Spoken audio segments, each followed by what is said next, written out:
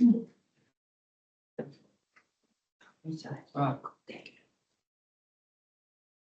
good morning, everyone. Welcome.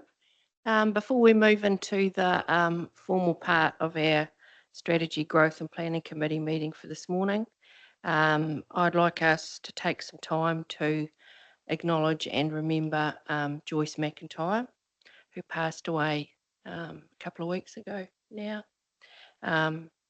Very important member of our community, and I've asked Councillor Johns to reflect on the input that she had in this community, and then I'll ask for a moment's silence and finish with a prayer.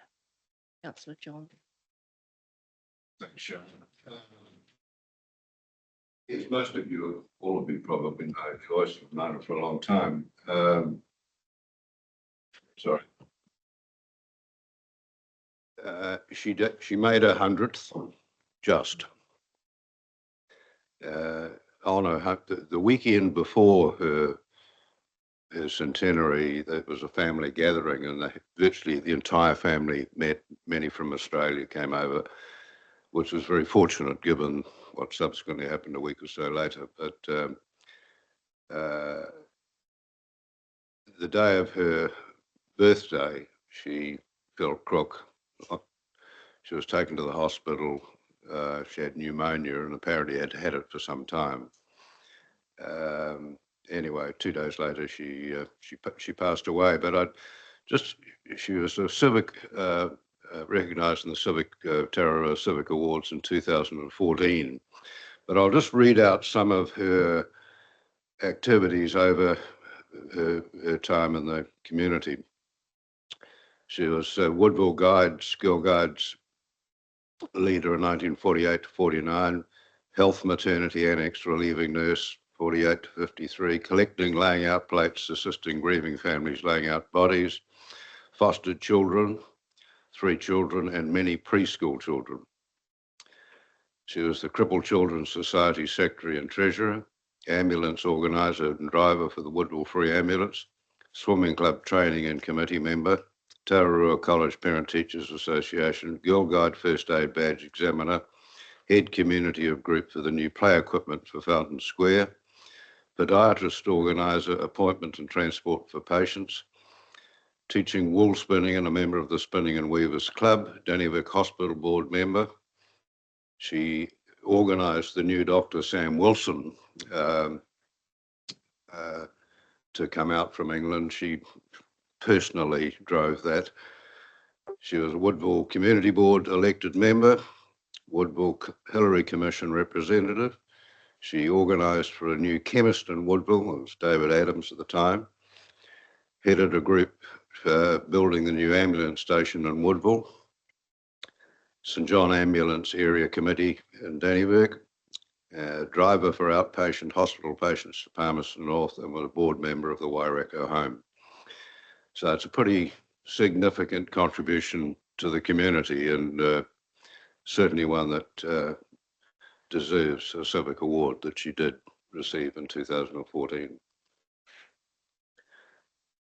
Thank you, Councillor Johns. I reflected at a public meeting last week that this community is full of people who care and give lots to their community, and I think that summation of her input shows the generosity and commitment that she gave to us. So can I ask all of us to join in a moment's silence, please?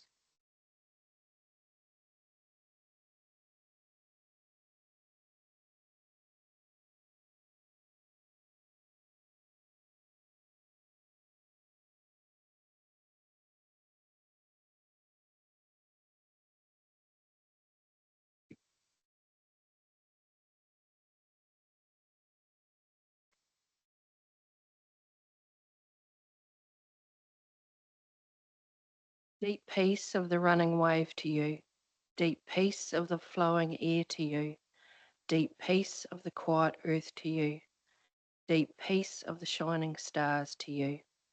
May the road rise to meet you, may the wind be always at your back, may the sun shine warm upon your face, and may the rain fall softly on your fields. And until we meet again, May God hold you in the palm of his hand. Amen. Right, thank you, councillors, staff, Mayor Tracy. Big day ahead of us. We have formal part of the agenda for the Strat Planning and Growth Committee. We are joined by Gillian, who's got a fantastic little background there. Nice little apartment setting. So Gillian is here to observe and contribute at a later stage, Ellie, is that correct? So welcome, Gillian. Okay, let's move into the formal part of our meeting then, everyone. Do we have any apologies? Good. Public forum. Sure there'll be plenty later. Any notification of items not on the agenda? Okay. Any declaration of conflicts of interest to do with the meeting today? Good. This is going speedily. Confirmation. And I will declare an interest in alcohol.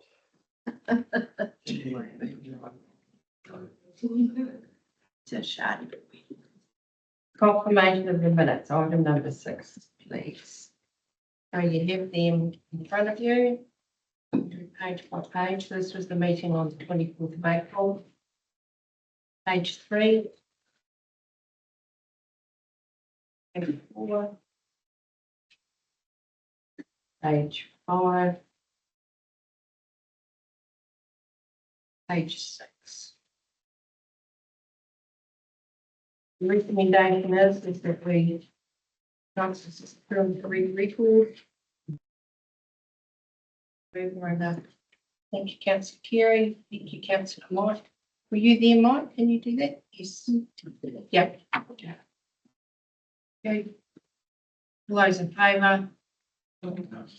Right, let's move on to reports. Now, we're going to keep it pretty on track this morning. We've got a lot to get through. So I'm aiming to have progress through item 2.1, 2.3 by 20 past 10. So let me manage your expectations.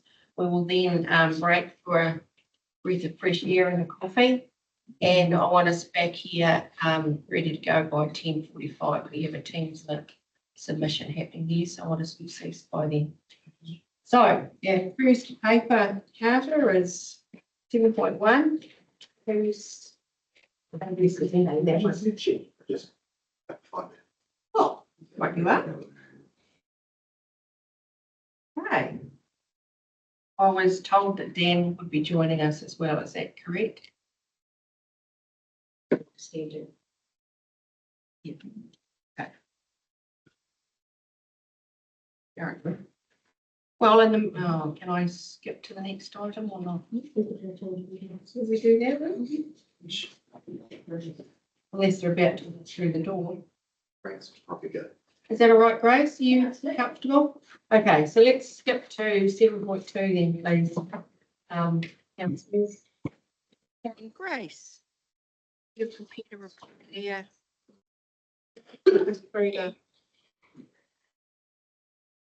Good morning, everyone. So for the most part, I'll take the bulk of it as read, but I'll give a brief summary just to make sure it's fresh in your mind. So throughout the LTP, I came to you with a number of changes for how we structured the district strategies, particularly in relation to the LTP activities. And that then filtered through into the LTP and how we described the district strategy and how we grouped our activities. And we workshopped that and what those changes look like. So that's kind of step one of this report is we worked through those, we've put them into the LTP, but they haven't actually been formally adopted yet. So our district strategy on the website is different from how it's represented in the LTP with the groupings of activities. So the first part is just so that we can get that alignment, update the district strategy according to those groupings we went through in the previous workshop, which are shown in the table in the report, where it was very minor changes. You know, one of them was moving roading up into, oh no, it was moving district planning up into improving our environment, given we thought that was more environmentally based, and some things like that, as well as restructuring a couple of the strategic objectives that were perhaps not really touching on too much we were doing. So those are all in that figure 1. And then the second part is in those workshops, there were a couple of comments regarding, is there better ways we can also use the district strategy and better represent it online? So I essentially want to come and gather your feedback and your thoughts on what we can do to improve the district strategy. So I've proposed a number of ideas. They're all entirely optional. They're just kind of to put some things on paper and see your thoughts, or if there's anything else. I do know one of the ones mentioned in the workshop was the idea of the direct control versus influence spheres, of making sure it's clear to the public what council can actually directly control and create an outcome for, and what council can more indirectly influence. I think there's a number of other ways we could also improve it, having it really transparent in the district strategy, which strategic objectives we're working towards at the current time, to make it clear of saying, yeah, we've got this 30-year goal, or 25-year goal. This is what we're prioritizing this year or over the next 3 years, depending on how often you want to do the review. These ones will be considered in future. With our focus on water right now, it means we haven't been able to necessarily achieve some of the other ones we're interested in doing at some point. So yeah, that's kind of the summary of what I'm trying to do today. So firstly, yeah, adopt those changes we went through with workshops, and then gather any feedback or thoughts on how I can improve the district strategy on behalf of you guys, and then bring that forward for review before any formal adoption as well. So a very quick question before we move on to what I'm hoping will be some discussion around the options for further development. In 3.6, you've noted any changes made in figure 1 have bold text. And I put my glasses on, but I couldn't find any bold text. But you've alluded to there's been a wee bit of movement in shifting one of the goals into environment rather than. So was I wrong in thinking we didn't really fiddle very much at all with? the bold text went in the report I put up, and it hasn't gone through into the Big Tin Can, because when I printed it, it's also not in my printout. So I can tell you because I've got them highlighted here. So there are no changes to any of the thriving strategic objectives. There is a change to in improving our environment. The first 4 are changed, and I can tell you exactly what the changes are. So infrastructure and services are developed with environmental protection as a consideration. So that wasn't there in the original district strategy. And we put that there so we could include water under improving our environment, because previously water kind of didn't sit anywhere.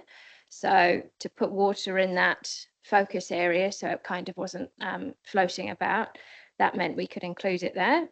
To protect our environment through reducing emissions, there was already one in place about reducing emissions, but it was specifically to do with, I believe, looking at measuring it through our carbon footprint. So that's just made that a bit broader. The next one, to ensure our towns are designed in a way that consider future resident and environmental needs. That was previously in connected communities. So that just got moved up. And to adapt and respond to changes in Tararua's environmental landscape, including agricultural opportunities and reforestation activities. We had 2 separate ones previously, looking at agricultural, sustainable agricultural practices, and then a second one looking at reforestation. So we kind of just merged those into 2, considering we're not doing anything directly towards either of those at the moment. And then in connected communities, the second one of to ensure all residents have access to services that enhance their ability to engage safely with communities. That was so that we had a strategic objective that captured all of the services, things like building control, health and safety. They also didn't fit anywhere. So that one was put in so that we had the services as well as facilities. They had somewhere to place in the district strategy. And the second one, if we have resilient and reliable infrastructure that connects our communities, that was in there. We've just, that was just to make sure it also captured roading because it was previously focused on digital connectivity. So half of them are probably minor wording changes, and then a couple have just been shuffled or merged together. I mean, to me, that indicates that this is still a living document. You know, we weren't going to get it right first time, but these little iterations serve to remind us we are looking to the future. So if this wording or the way it's been structured appears to be a barrier, then let's sort that out now. So appreciate that input, Grace. Right, do you want some discussion or questions from council on number 4 then, options for further development? So I'll open that to the floor, councillors. Councillor Mike. Through you, Chair, just going back to the strategic objective, page 15, just the reforestation activities, is that beneficial to Tararua? I mean, there's nothing currently being done in that space. There was reference to reforestation activities in the original district strategy that was put forward, given we're not currently doing anything. That's why those were just merged. But likewise, if you just think it's not relevant to include, as you said, this is a living document, if previously adopted strategic objectives are deemed not relevant for going forward, then it could be removed. Further to that, yeah. Just further to that, I'm just asking the question, what do other councillors think of that? That's all. Yeah, I haven't looked at it in depth. Thank you. So, Councillor Mike, given that this was the adopted district strategy, we've had the debate, we've had the workshops. What Grace is indicating through this is trying to refine the combination of those aspirational. So it doesn't mean that we're going to do it or not do it, but it's there as an opportunity. And we've debated and workshopped this to have adopted the. So I'm not sure we should debate the wording of those. That's not the purpose of what Grace has written this paper for.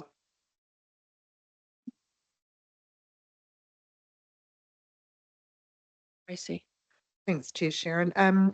Just in reference to 4.2, one of the suggestions that I'd make is, can we give a presentation, and it doesn't mean you know your attendance, but at the community boards and community committees to actually take them on board with the strategy as well. I just thought that was one way of developing it out further, and that could be carried out by council representatives there.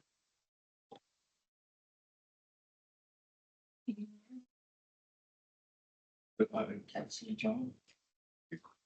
Sharon, just picking up on that, Mayor Tracy,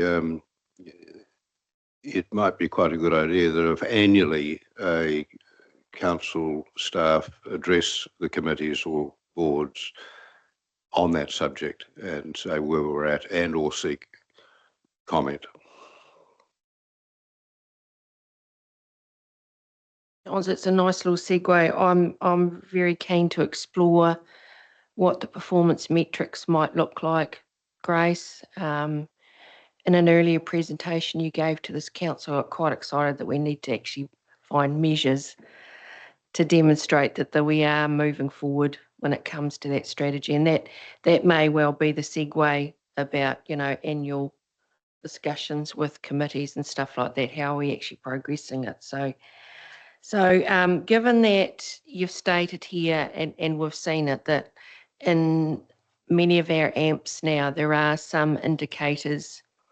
I remember a document or a spreadsheet you provide us where you showed how that is being pulled through. When would we workshop or finally decide on what those metrics might look like? Is that for an annual plan discussion, or is that, how do you want to frame that up, do you think? Well, some of them we are already working towards in terms of what's in the AMPs are directly what have been put forward as the measures in the district strategy. So I'd say a good half of them we can probably say what we're doing already. We're going to be getting that information through, and we can report back on that. Issue is where we've got some objectives where if we're not doing anything, do we want to start measuring a baseline or something towards it so that we have something for future? Do we want to not worry about that at all? And if we're not directly measuring something that we are working towards, then yes, I agree that we need to start capturing that, and that probably would work well with the annual plan process. That's Kiri. Thanks, Chair Sharon. My thoughts were with this, that I think one of the things we want to do is adopt this formally, don't we? That's in the future, but I think this strategy will probably be affected a little bit sooner than later with the district plan review, perhaps. Better off urban design. And there's a couple of other strategies that are probably important that might be looming, such as an alcohol lap and one or two other things. But I'm thinking, my thoughts are that let's get ahead and adopt it. I know you appreciate we need some measures in to measure it, but then review it sooner than later again, perhaps 6 monthly or at the end of the year, once we've got a bit further on with the district plan, with the urban design, and perhaps any other strategies that we're sort of chomping into right now. So my thoughts are, should we get on and adopt it formally, and then set a review period that it goes around the things that are going to happen probably over the next 6 months, perhaps. Just my thoughts. Which part are you wanting adopted though, Councillor Kiri? Because Well, my understanding is that Grace would like this whole strategy adopted in the not too distant future, isn't it? This is where we've got. This year's with the changes that have been made. the changes that are proposed in the LTP will influence the district strategy which we've adopted, and this is where we're trying to move now as to how that might look. I've got that right, haven't I? Yes, and there's kind of two parts to it. There's we need to formally adopt the changes that were made for the LTP so that that can be updated, and two documents, then the LTP once that's adopted, and the district strategy that both speak to each other. And then the second part is how can we better improve the strategy in terms of is there that 6-month review? Does it align with the annual plan? Something like taking it to the community boards and committees to get their feedback and doing that annually, so that it is a living document and there is a process towards reviewing that and keeping it relevant and updated with the community. And I'm just seeking feedback on what that might look like. What is the preference in the room for that, so that I can go away and draft any changes, come up with a more formal plan to bring to everyone for review further. Councillor Payton. Thanks, Chair Sharon. You follow on from Kiri's comment. I formally move the recommendation points 1.1 and 1.2.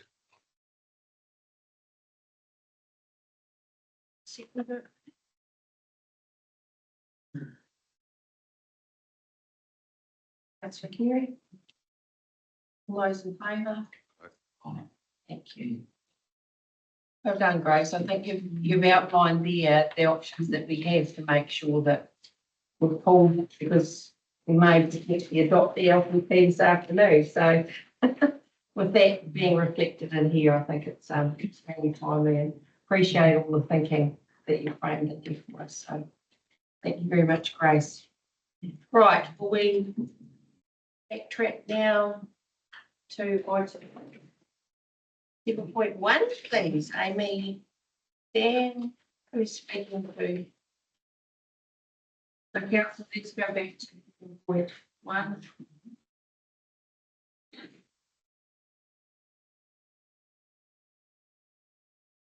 Welcome, Dan. Welcome, Amy. Thank you for joining us. Thank you. Good. Yeah, who's going to go? That's all good. Yeah, I was in this neck of the woods, so I thought I'd come in person. But yeah, I guess the purpose of the report and the update is just to show that we are progressing quite quickly off the back of the growth strategy work into actually drafting the district plan. We obviously had the workshop recently around infrastructure work, which is now being refined and is directly informing the level of rezonings that we're going to include in the plan review. So we're just working through refining those extents at the moment, but at the same time busy working away on drafting the new provisions of the plan. So how we provide for residential development. But I think, as I've sort of said all the way along, it's about providing increased choice of housing across the market. So trying to develop a policy framework that really encourages that. We had a bit of a session yesterday with the team and sort of really emphasising the point that moving forward, a lot of the planning world is around character and amenity. And if we look at what we've got at the moment and where we're going to go, it's going to be quite different. So it's about highlighting that there is going to be a change, but that change is okay. So it's really sort of laying the groundwork in the district plan that if anyone comes in, whether it's a mum and dad developer, a developer or anybody, that what we're after and what we're trying to seek is quite clear through the district plan. So yeah, full steam ahead. Looking to get the draft plan ready to bring back to you guys sort of October. And then we're into draft consultation in November once Amy's finished carving. Do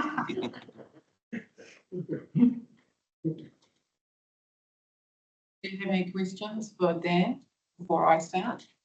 We might answer a question around 3.7 for me. Is that a Dan or an Amy? And you just indicated there, Dan, that it would come for formal adoption to us in November, with obviously some work happening in October. But, and this may well be where you have to speak to it, Amy, I'm not sure, but given the email that we all received around some of the changes to the consultation being proposed, will a change in timing affect your ability to be able to get that draft plan notification back in November? Yes or no? I mean, Through you, Chair Sharon, there will be no effect on the changes to the Part B work for the urban design Better Off funding. It doesn't impact on the proposed district plan review timeline. So, thank you. Yeah, so just on that, my intention is to, obviously we're working towards a draft consultation phase later in the year. The intention is to bring the draft to the councillors before that and work through, I guess, the key changes, because it is going to be quite a different document to what everybody is used to. It is a big process and it's a lot of work. So I'm happy to work with each of you as to how we best do that, because I'm conscious that if we just drop a new district plan on your desk, then it's going to be. So we probably just need to be a little bit thought out around that, because it is really crucial we get out for this draft consultation in November. But as I've said all along, it is informal draft consultation. It's not the final plan.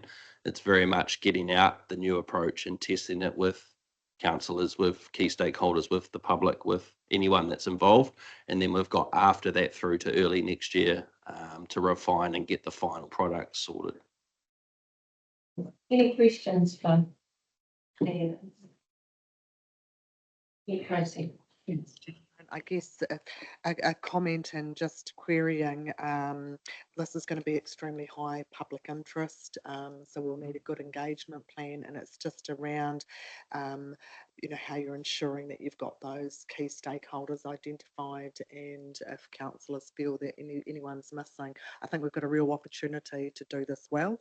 So just highlighting that point, given some.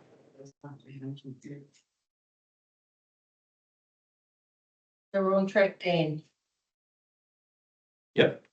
Amy, do you wish to speak to more? Sure, I just wanted to provide an update on the Part B, so of the Urban Design Better Off funding project. So that was always the Part A of the Better Off funding project was the urban growth strategy. We have adopted that. So now we're moving towards the Part B, which is what we are now calling or terming the urban design strategy. We are socialising these concepts with the community boards and groups throughout our town centres and Northwood, with the aim that in the future we will be setting up some public workshops. This project is now being passed over to Carter and her group in the strategy and community and wellbeing, which it does align very nicely with her team. So with that in mind, giving Carter's team the opportunity to get up to speed, and also keeping in mind that we are in the process of adopting the LTP, giving us some breathing room before we proceed with those workshops. So they will be rescheduled, more than likely in September, but Carter will inform when that's ready. Do you wish to say anything, Carter? Well, yep, so the Part B sits nicely with our group, but it's just really the time, just bear in mind there will be a smooth transition hopefully, but it's just the time that it will take to hand over the project from Amy to us, and just working through the little details of how we can make it, again, a smooth transition. Thank you. The key thing to note is that there is no impact on the proposed district plan review. So the timing, by pushing those workshops out, it isn't a problem at all. Thank you. So we await further developments, I guess. Yeah. Some. Thank you, Amy. Thank you, Dan. Good to see the pair of you again. Over here, however, we do need to adopt the recommendation before Ellie throws something at me. So Councillor Pater is moving recommendation 1.1 that we accept the report and update. Do I have a second that? Councillor Erina, all those in favour? Thank you. Right, item 7, we're on time 10. This is fantastic. Go, Angela. Please come to the table, and I see you've dropped something on our desk as well, Angela. Right, item 7.3, councillors, please. Yes, so I dropped this off because I discovered in my home this morning that as the Alpha Council report has been brought into the Big Tin Can, the diagrams dropped off somehow. So the 0.4 and 0.8, the information in the charts is on this sheet. All right, yes. I'll I repeat take the- that. It's going to be a little couple. What are they not doing there? Okay, so yeah, just an update as usual on the status of everything and what's going on in consultations with these legislated activities. So if there's any questions. So, firstly, Angela, thank you for trying to pull all this together. Can I just, we might backtrack a little bit, but in the last, on page 22, the last table that has got Audit and Risk Committee at the top of it, there were a couple of items in there that I was curious to understand, in particular the policy, health and safety, ICT acceptable use. They both have no against them as being adopted by council, and they're within or not quite within the 2-yearly review. You're with me? The ICT acceptable and the health and safety. So what is the process, and is there any risk at the moment of us not reviewing them? Because they don't seem to be in the, they're not in your schedule here either. As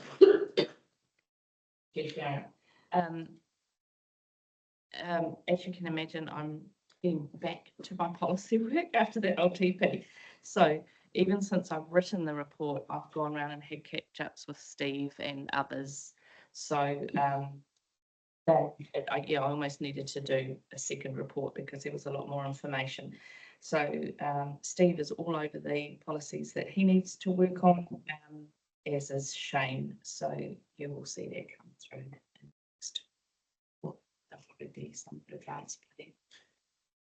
So we'll catch up on those, so that's not a risk. Any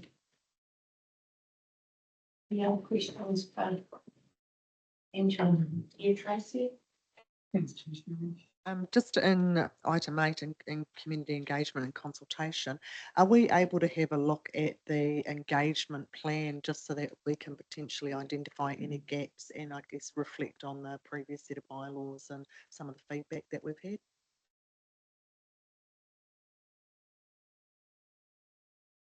Thank you, Ms. Tracy. Yes, I think so. I need Jim and Mike, the project team for the bylaws. I need their plans around that and how they're talking to comms, but I'll make a note and come back. So in that picture that you presented us with, Angela, the one that's been put on that table, Yes. one shows that tranche 1, which we're in the middle of at the moment. Does a red box mean that that's when we engage, or? Sorry, I see also that I've left off the little legend. Yeah. So the red box is yes, definitely. We know the dates, it's all going ahead. The green is the hearings, and the white box is a best estimate based on the timeline of the project, yet to be confirmed. So that would mean, sorry to take over That would mean the tranche 2 of the bylaws are due for October then. Is that what you're saying in this diagram, Angela? Thank you.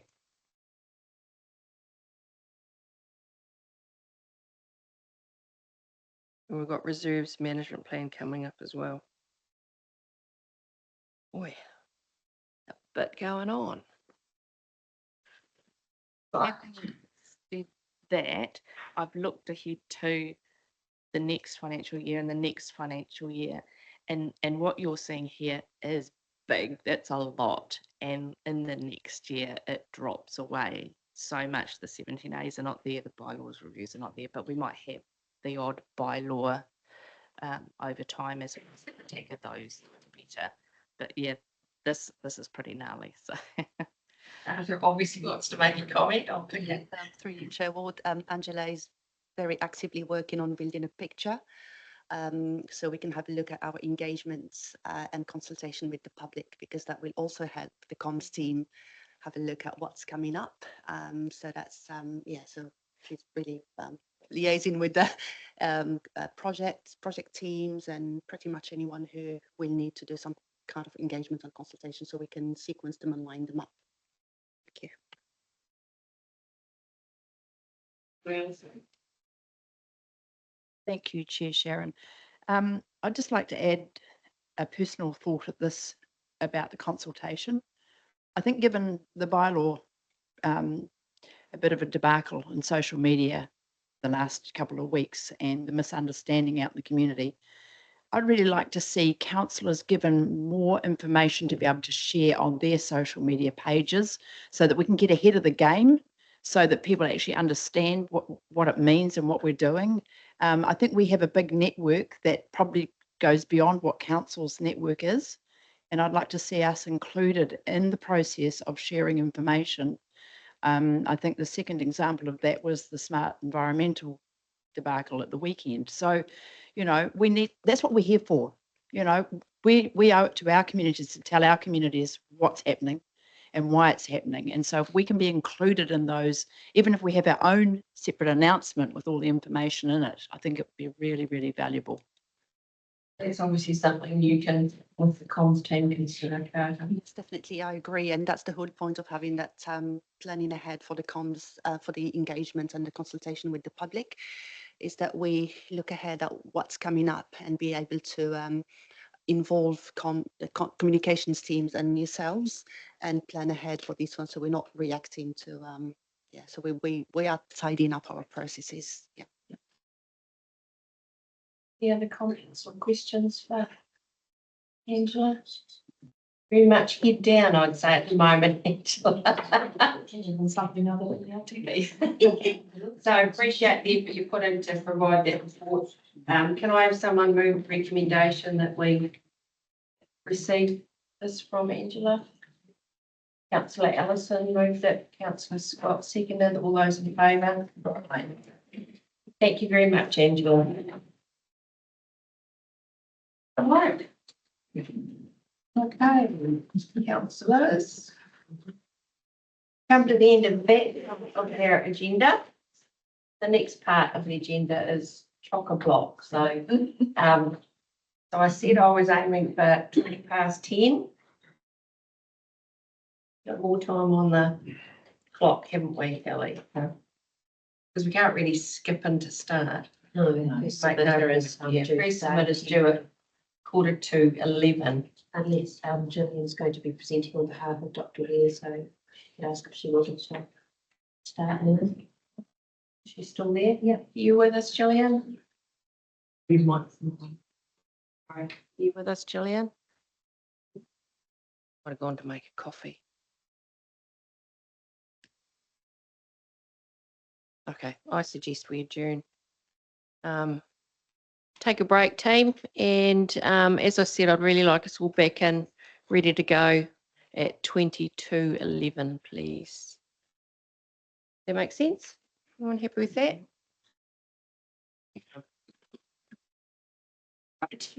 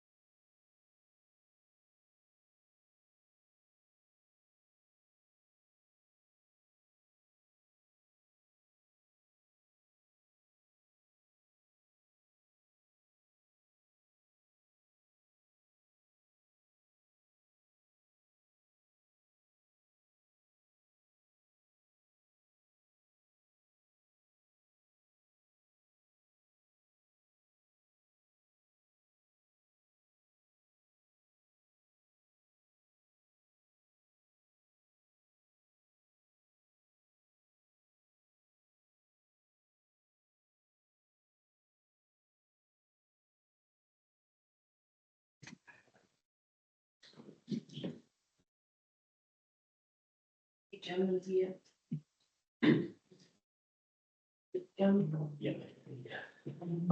I just want to do a bit of an intro while and then we can start. That's all.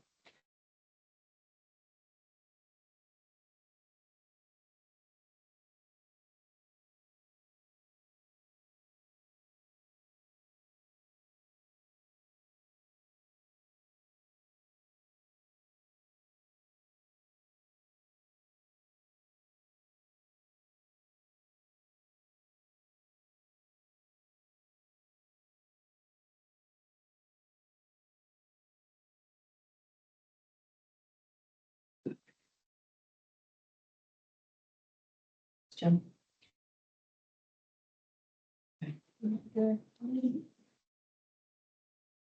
Thank you, Mayor Tracy, councillors and staff for reconvening. The next item on our agenda is where we are hearing submissions on the proposed bylaws that have been recently reviewed and gone out for consultation. So we're looking at item number 7.4. Everyone, I just wish to draw your attention to item number 5, which is the purpose of this hearing is to enable those that are prepared to come and speak to their submissions, because we've been overwhelmed with the number that we've received. So they will be offered the opportunity to present their views and verbally interact with members of the council. So verbal interaction is, just to remind everyone, is questions only for clarification. We will not be entering into any debate with the speakers today. Our deliberations will be held on the 28th of August, and that's where it's appropriate to enter into any further robust discussion, with the final decision being proposed around the 25th of September.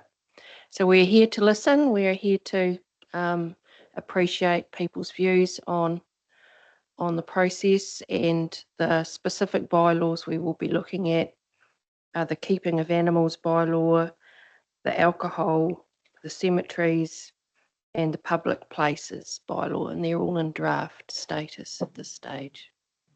So we all clear? We have a mixture of people that are joining us electronically on Teams, and there is a schedule of speakers that I'll try to make sure we retain the order of their speaking and the times that they're allowed. Is everyone on board with where we go from here? So we welcome the first submission, which is from Health New Zealand. And I understand, Gillian, there she goes with a smiley face. You're joining us on behalf of Health New Zealand to present your submission on the alcohol bylaw. So we have you down for 15 minutes. Perfect. Can you hear me okay? We can hear you perfectly. So Wonderful. is there a document you have to share with us at your end, Gillian? Absolutely. This is what I'll be talking to. Fantastic. Now, can you see our presentation? Yes. Perfect. Well, we'd like to thank you very much for the opportunity from the National Public Health Service, Health New Zealand, that we can talk to this submission on your alcohol bylaw today.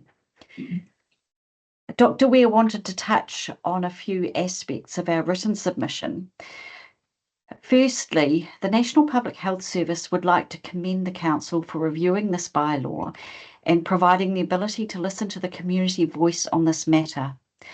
We note the legislative criteria covered under Section 147A and 147B of the Local Government Act 2002 and agree with the Council that this bylaw remains important. Oops. Right, alcohol harms are felt more than by just the drinker. Indeed, a recent economic analysis documented that the cost of harm to others, alcohol use, is likely to exceed the cost of the impacts to the drinker alone. The harms include personal disease such as cancers, but also the effects of drunk driving, family violence, and fetal alcohol spectrum disorder.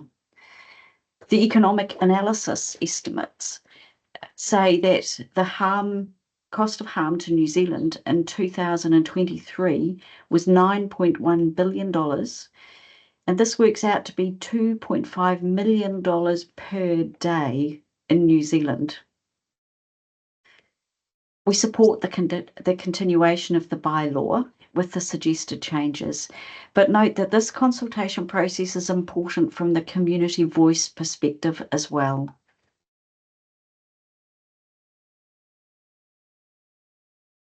Now, some key considerations are that the alcohol bylaws are known to improve the perceptions of public safety. They assist the police with a tool for dealing with antisocial behaviour. Given the public health safety aspect, the community voice is very important. What is it that the community is concerned about? Where and when?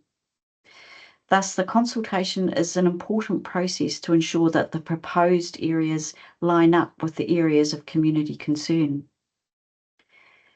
Alcohol harm is felt in areas of society, in all areas, but it's felt hardest in the most deprived areas.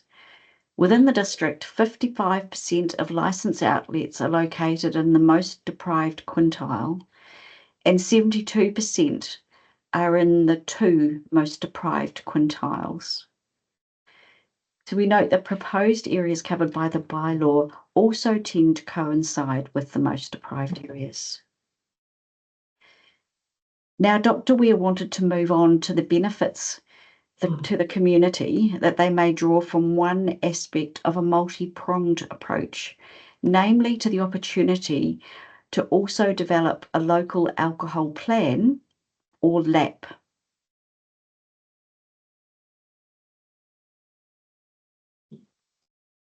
We would like to commend to the Council the value of a local alcohol policy.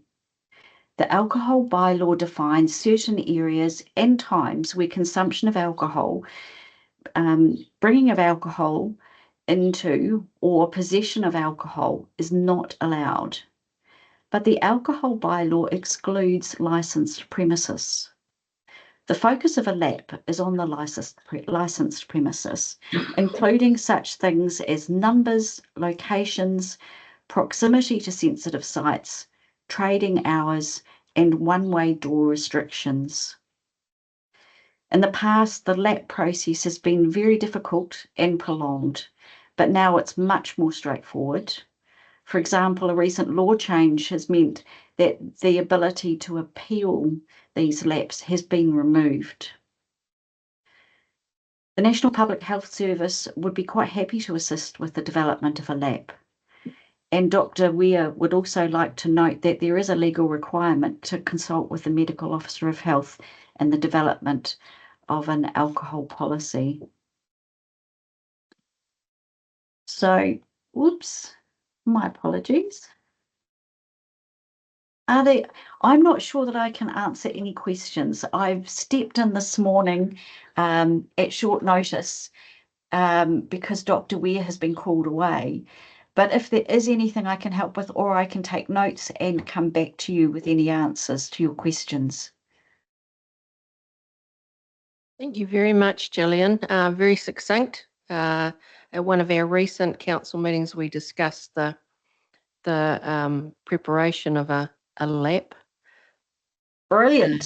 So yeah, so I think we're keeping up with some of the suggestions that you've proposed in there. I'm going to open the floor though to my fellow councillors to see if there are any questions for you directly.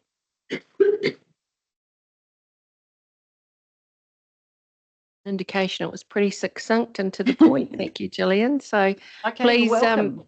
please commend Rob for his attention to being involved in our consultation process, and sincere thanks for stepping in to be able to offer the presentation up that you have, and that will be, obviously we have a copy of that. As I indicated at the start, our deliberations will be later this month, And no doubt you or Rob will be informed of the outcome of those. So thank you very much for your attendance. Thank you. Bye-bye. Oh, actually, I'm going to stay on and listen. Is that okay? Yeah, I was going to say you're very welcome to stay on. I don't think we actually have any more topics related to the alcohol bylaw, but if you're genuinely interested in some of the keeping of animals submissions, then you're very welcome to remain on. I'll sign off now that there are no other alcohol ones, and we're happy to help anytime. We have some experience and some really cool staff who could help with things if you are wanting some. Thank you very much. I'm sure that was duly noted by our officer of regulation over there. So thanks again, Gillian. Take care. Bye all. Thank you. Right. That one's not on time. Do we have Sally prepared to step up for her due time? Yeah, You want I to was wait? hoping to wait till 11 just in case Thomas, if that's okay. Yep. So, Oh, we have. Oh, nice for you, we just did the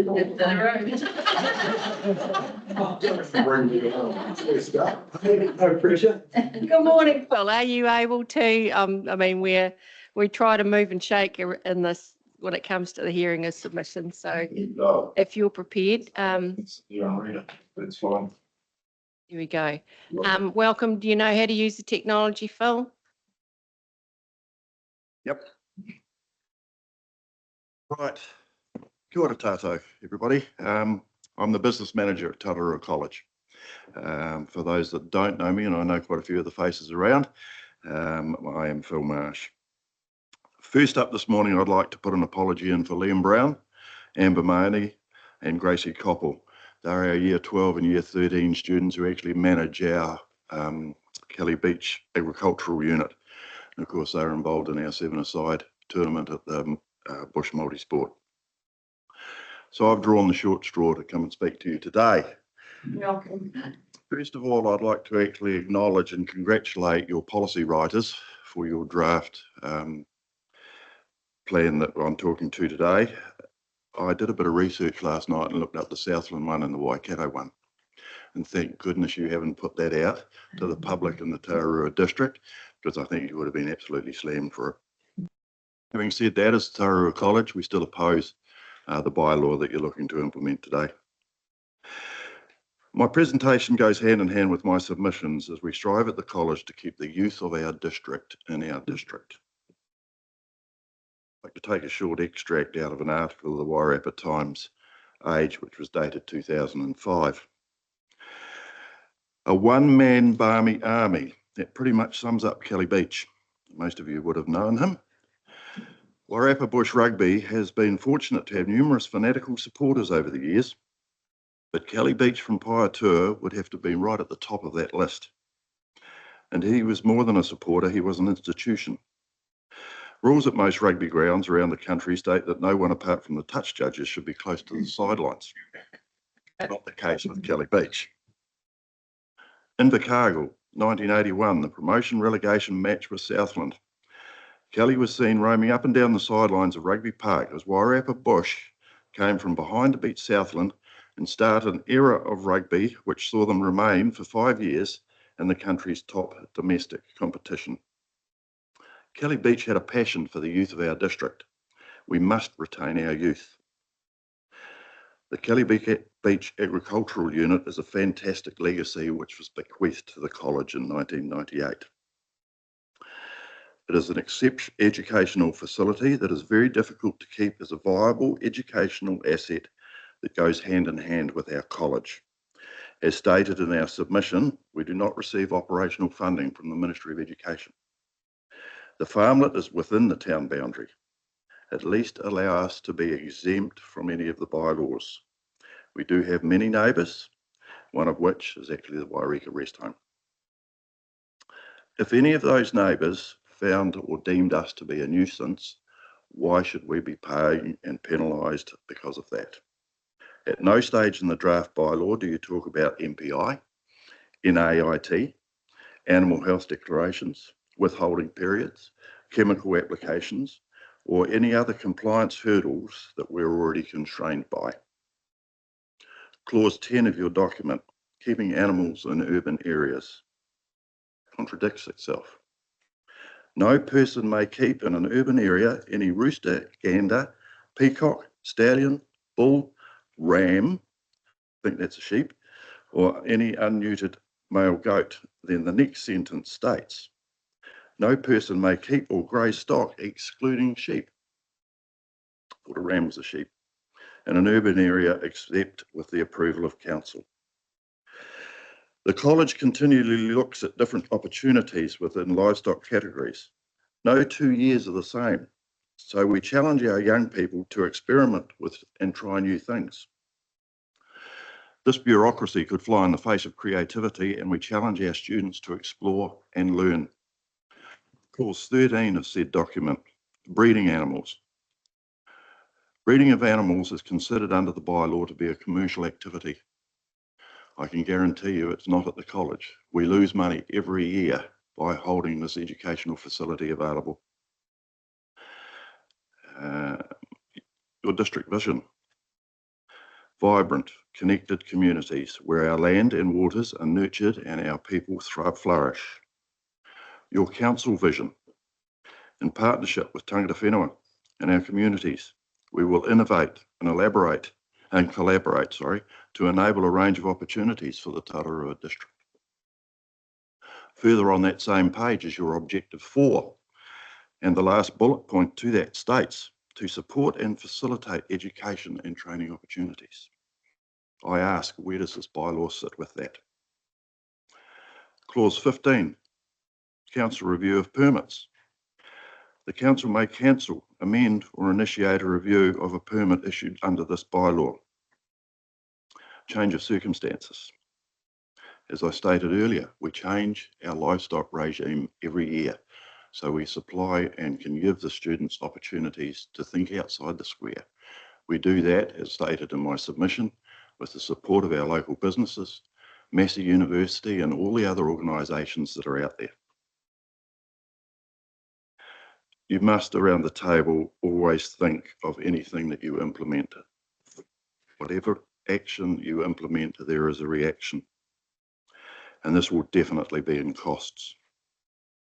In your pre-election document 2022, you promoted the cost of 35 cents for animal control. Only 12 months later, in your forecast for 2023, the price had already jumped to 53 cents. And within that time frame, there'd actually been no implementation of any new bylaws. Our farmland was farmland long before it became urban land. Perhaps your bylaw should necessitate urban dwellers to perhaps get a permit to live next door to us and our productive animals. You're already penalised in our rates. Your publication states an increase of 13.1% on average. I've done the sums, and I'm sorry, but ours is slightly over 20%. And that's an increase with no added benefits on the farm. Should we be passing these costs on to our students and our parent body? Question mark. Please do not continue to cripple and constrain our educational facility by adding further levels of compliance. I reiterate, Tararua College is objecting to the introduction of the draft bylaw. Ngā mihi. I'm happy to take questions on my submission, my presentation, or actually anything as far as the college is concerned, because we've had a fair bit going on there and a fair bit still to happen. Just on that, there's a consent sitting in council at the moment. If you could get that through, it's around. Well, that's within the brief of this committee. Thank you, Phil. Technology, but there is a good alignment, if you like, in the fact that we're wanting to do level 3 hospitality. Where are our tertiary education facilities heading at the moment out there? And again, we're looking at things that we can do. The ministry don't own the Kelly Beach Agricultural Unit. What can we use? You need to push your button. Yeah, sorry, I cut you off. What else can we use that land for? could we actually be doing some, not tertiary stuff, but year 14, year 15, pre-apprenticeships, small buildings, electrical work, those sorts of things, and then on-sell those as a profit margin, because just running livestock isn't sustainable. Because we're in an urban area, the valuation of that land is about 1.5 million that we're paying rates on. Thank you, Phil. Very insightful. We didn't do introductions. You obviously know some of the faces. So I'm Councillor Sharon Wards, and it is my pleasure to chair the Strategy Planning and Growth Committee.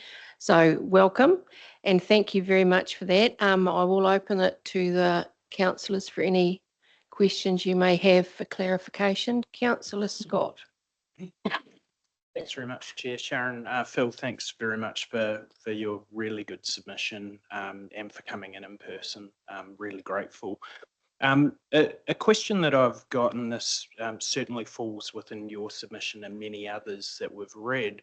I suppose what I'd be keen to know is, would you and would the college be satisfied if in our bylaw we had clearer rules around fencing requirements, perhaps land size, within urban areas rather than having a permit? So stipulating quite clear rules, because council's obviously trying to solve a problem. Would that be more preferable from a college perspective rather than looking at a permit system? Yeah, good question. And again, we're a unique situation in the fact that we've got 25 acres. I doubt whether you've got anybody else with that sizable chunk of land within an urban area. And therefore, that was why I stated in here, is there an opportunity for us to do a one-off exemption to get us out of the continual application for permits because we change every year? I can back that up, and again, within my submission, I listed 20 different businesses, training organisations that we use and support us extremely well. So around the table, you need to have the confidence in the fact of what we're striving to do at the college. We've got PTO who are doing fencing courses, shearing contractors who are doing shearing courses. We're setting ourselves up with some of the technologies, etc., such as Revolution software. We're getting students to now do all our own fecal egg counts. All those sorts of things play into the hands that we are good guardians of our land. That was why I brought up your council vision, the tangata whenua of the community. That's what we're dealing with as well. And we have a marae on site as well as the marae in town. So we're working pretty closely with them. I have another question here, Phil. We'll just keep things moving. Councillor Johns. Yeah, thanks, Phil. Phil, that 25 acres, is that urban or rural or commercial? What's its designation? I just have to check its full designation. I think it's all urban. So we run right down to almost to the river and back on to Higgins Metal Pit.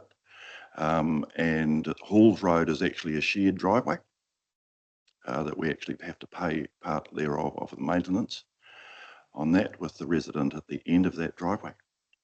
So there are 3 houses that come off that road. And of course, Wairika Rest Home's right at the start. I'd be surprised if it's designated urban.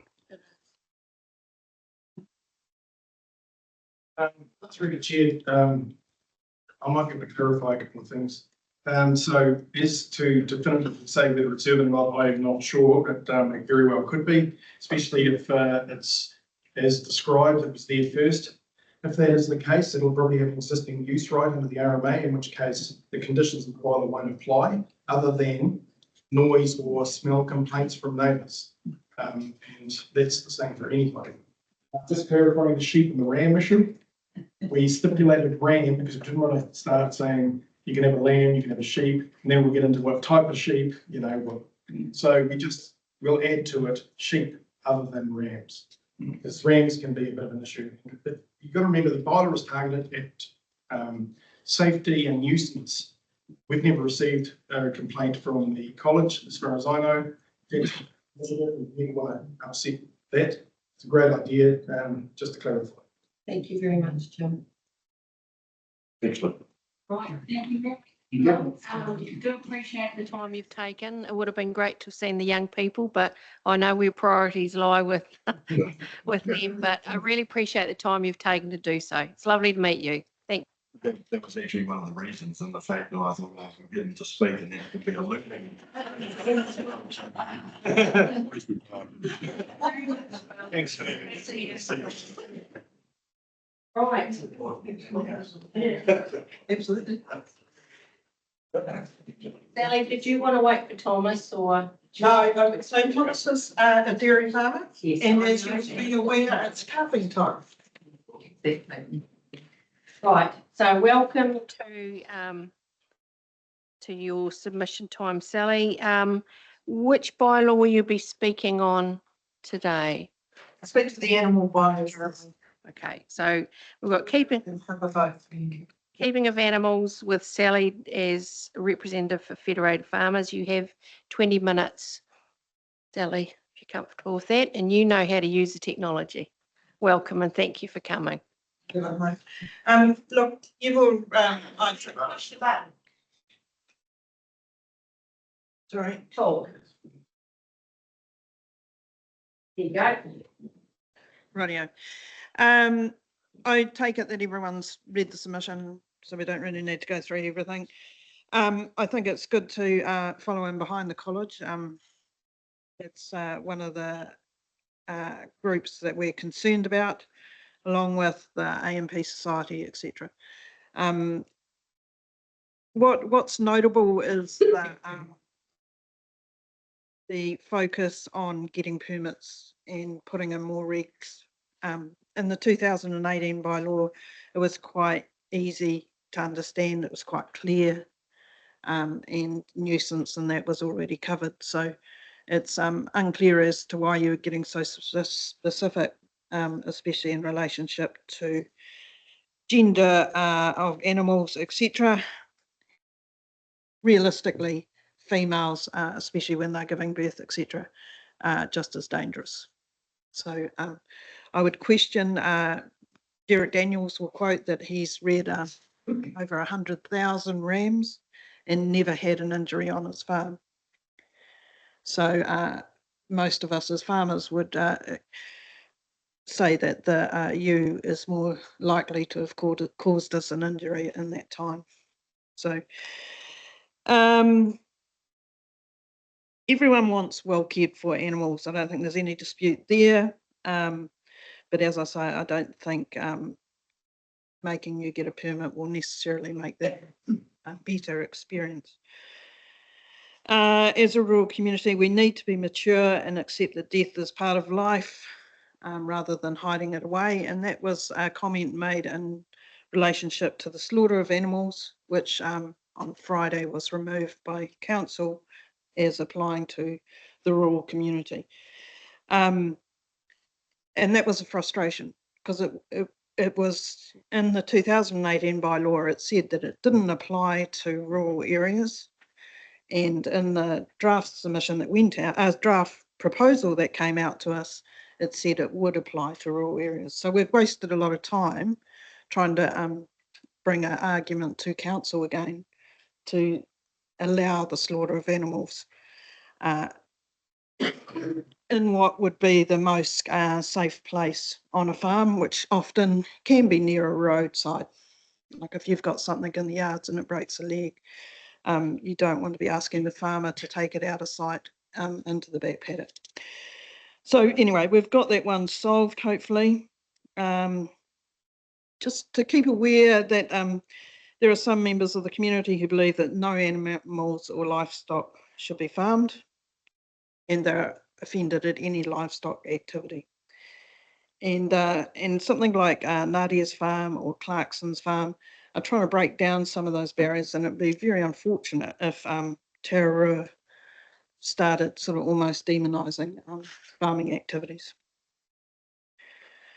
So for 5.1, we would recommend, or 5.2b, we would remove 5.1 from the old law, covered everything that it needed to. We do see the value in adding in 5.4 to support the inclusion of no person may release or abandon any animal. We commend council for adding that bit in. With the bees one, I think that it's very easy to get confused with what the Beekeepers Society sort of thing want. And if you start making your own rules, it becomes unclear for those that have bees as to whose rules apply. For rural areas, the 40 metres from a boundary is not always practical, especially along the rural road. Keeping of the cats, 7.2a, we suggest that's removed. At the moment, the cats one, like as a farmer, we don't want wild cats. They carry toxo, they cause abortions, they cause, we've got some farmers that are in areas where cats are dumped and they're having toxo issues. So we don't want them, but we don't want the desexing of them discouraged because you're adding in the microchipping. So let's make it as affordable as possible to get the right outcome, rather than adding in another layer that could prevent that from happening. At the moment, Horizons support us with killing of cats. I shouldn't say it in that way, but I will, with the provision of cages, etc. So it would be nice if council maybe put their energies into making those sorts of things available to get the desired outcome. Yeah, so we don't support that everyone should have to have the cats microchipped.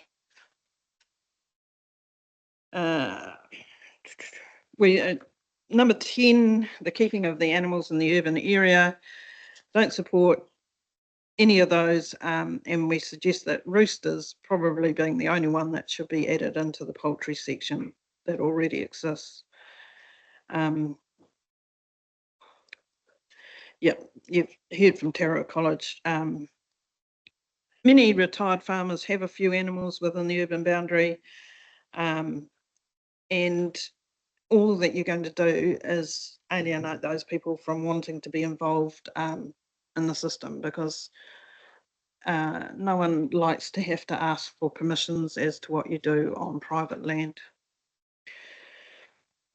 Feral animals, 12.1 we see is problematic because rooks, possums, rats are all actively fed pre-poisoning.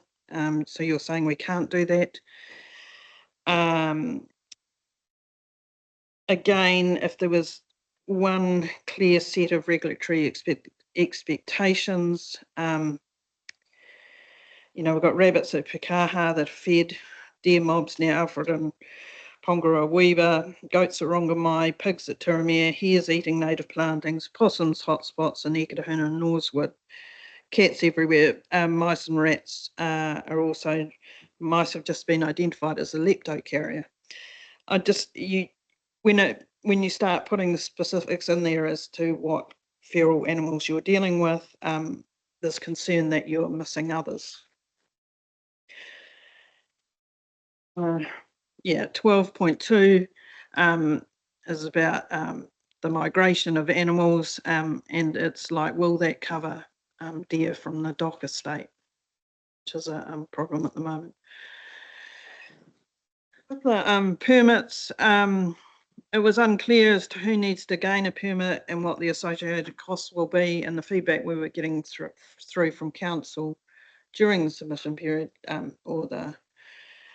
has been inconsistent at times. If there is a cost of $100 for a permit, the cost to go down to Eketahuna and check out that facility will also have a cost around it, and And when we did the figures, that the cheapest you could get an animal control person down there is probably $450 to $500 by the time you add travel and time. And so, is it money well spent? Again, questionable. 15.1, we sort of submitted that a change in neighbour should not warrant a change in permitted activity. Interesting to hear the provision for the RMA used today. Again, it's not been communicated necessarily well. As one farmer said, you know, like, do they need to put a sign on their front door? Be careful, breeding takes place here. Maybe we could have a little competition about that one. Offences, as there's no timeline in the bylaw, as soon as it is signed, a rural cat owner, beekeeper with a hive 10 metres from the rural road, etc., will be in breach. And it will be only at the discretion of the council staff as to no actions being taken. So we've got concerns around that. Yeah, it was disappointing that there wasn't more data supporting what the council was trying to do, put out there. Yes, so any questions about the animal submission bylaw? Thank you, Sally. Anyone? Everyone's frantically writing notes though, so.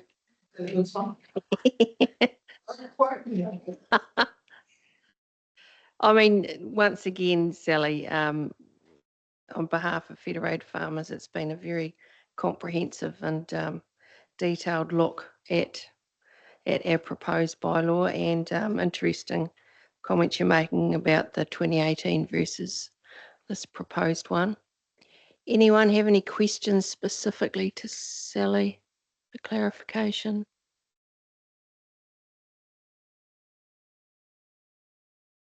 Right, roll straight on to the next one, the public places one.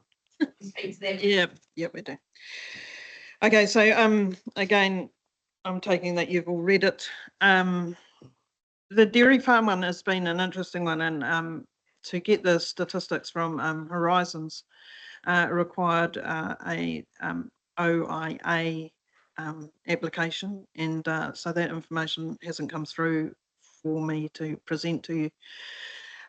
Farmers spoken to are concerned because they already have an annual inspection from Fonterra and Horizons. Horizons, the effluent one isn't necessarily. Oh, Sally, I don't want to interrupt you, but our councillors were back onto a different submission on page 22 if you haven't. Thank you. Okay, are we on one? Yeah. So the concern is that, again, that you're asking farmers to go to someone else. So the traffic management plans, yes, there are guidelines from Waka Kotahi and Beef and Lamb, and it's part of your New Zealand Farm Assurance Program. So the assurance program has now got 9,000 signed up to it, and that's a universally recognised standard, and that involves an inspection on farm for 3 hours or 3 to 4 hours, and a visit to some of the things that you've spoken about in the plan, where they actually check on farm if it's reality of what's happened. So again, it's like what Phil was saying with the Aotearoa College, you've already got your NATE, you've got your other things, and just to add another permit in there is a way of farmers being caught out, and would strongly support more education around best practice for crossings. But we don't want to see another additional permit and permissions and associated costs. Yeah, it was interesting. Our local road, we've got 6 dairy farms down, which have crossing points. And what would happen is there'd be sign after sign after sign, and you know, like the flashing light, yes, but we've got to take care that we don't overload distractions on the side of the road, and the focus doesn't go to what's on the road. Yeah. in the forestry, as an aside, they now use homemade signs with different coloured spray cans, because that the truckies actually recognise those. Yeah, so with the roading repairs, look, it's in there, but you know, like we think that it's got to be taken into account what the state of the road is like now. So it shouldn't be retrospective, and also to acknowledge things like, again, on the local road, it's got the sealed lifting from pine needles. So it would be unfair to say that the farmer had to replace the damage that they've done if the other damage is already there.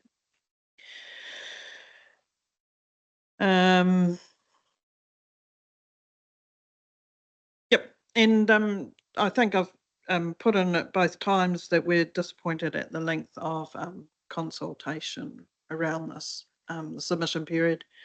As an executive, we try to meet each month, and it's hard to engage with members until we see the content of the bylaw proposed. Yep. Any questions about that? Any questions for Sally? I have one, Sally. I learned something when I was dealing with some feedback regarding this particular topic. So since 2014, NZTA have required a temporary traffic management plan for dealing with shifting your stock. And what you're encouraging here is a revitalisation of the education. I didn't know that it's actually part of the farm assurance program. So if a complaint is made, if something happens where a person driving along has interaction with a couple of dairy cows and comes off second best, I guess I'm querying, does the complaint go to NZTA because they're the ones that have the overriding rule, or is the expectation it would be councils? Because the reason we're reflecting on this in our bylaw is who deals with the complaint and who has the ability with some teeth to do something about it. So what would be your view? The police already. Okay. The police already have the ability to prosecute. Okay, and if it is an animal on the road that causes an accident, it doesn't matter if it's a cow crossing or out at Pongaroa, if the owner can be held accountable. And that's where I suppose my argument is. It's better for the farmer to be taking responsibility for what they're doing rather than filling in a piece of paper to give to council. That is going to require, you know, does that pass the buck and put the pressure on you to yeah, well, not so much do something about it, but you have to be monitoring, I imagine, and approving that it's up to standard. Whereas at the moment, if there's an accident, they'll come to me as a farmer and go, "Look, show me your traffic management plan." One question. Any other questions for Sally? Yeah, Tracy. I just wondered, with the 9,000 farmers that are part of the New Zealand Farm Assurance Program, do you know how many farmers within the Tauranga district are part of that? Not offhand. Sorry. No, I can tell you that we were the first to gain the gold standard, and that was in a year and a half ago. Yeah, yeah. So and it's something that some of the meat companies like Silverfern Farms are promoting, and it's if you attain that higher standard, you get an extra 10 cents. It means that one of the things that I have to do is have an annual staff development program, which is always interesting. Councillor Scott. Thanks very much, Chair Sharon. With your permission, may I ask a question of officers for some clarification? All that approach. Thank you very much. Through you, Chair Sharon, through probably to Jim, if that's okay. I just wanted to ask about this traffic management part in the bylaw. and ask if there's any regulatory reasons why that might be helpful to us as a council for having that included. Yeah, thank you. Through the chair, just for clarification. So when a bylaw is written, what we can't do is override regulation. It goes act at the top, regulations in the middle. So if we try and overrule what something above us says, we're actually acting in ultra virus. So it would be remiss of us not to put in the requirement under the NZTA who have rules surrounding TMPs, traffic management plans. So we have to include that to remind the farmer. The other thing that I'd like to address while I've got the floor is the difference between the responsibilities of the regional council to us. We are the roading controlling authority. So we are looking at traffic safety and we're looking at the damage. So there are consistent farmers that cross certain roads in the district and it causes damage from the fecal matter of the cows. It's pretty toxic to the tar seal. Horizons are looking at the discharged waterways. It's a different thing, and I've got experience with that having worked at a regional council. So we're looking at safety. Yes, the police will come out and investigate a crash. Why would we be wanting them to come and do that when if there was a safety plan in place, there may not be an accident in the first place? So that's purely what we're looking at. It's nothing different to what the rest of the country has. And we are going to be addressing a new stock control bylaw which will tighten up all those requirements. This is a temporary sort of plaster at the moment, so we've got some teeth. We cannot enforce a policy or a guideline, so we have to include it in the bylaw. Thank you very much, John, for clarifying that. Any other questions for Sally? Once again, Sally, we always appreciate having you spend the time and come and share certainly the vast experience and insights you have when it comes to these. So on behalf of all of us here, thank you for coming in and speaking. 2 submissions, well done.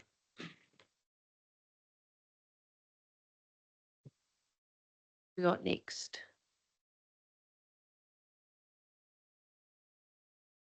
We got Randall and Annette. Yes. Oh, don't bother sitting. Come on up. Oh. Welcome, welcome, welcome. Good morning, people. Are we doing a joint submission then? Yes. Yes. Yeah, we own the same property. Okay.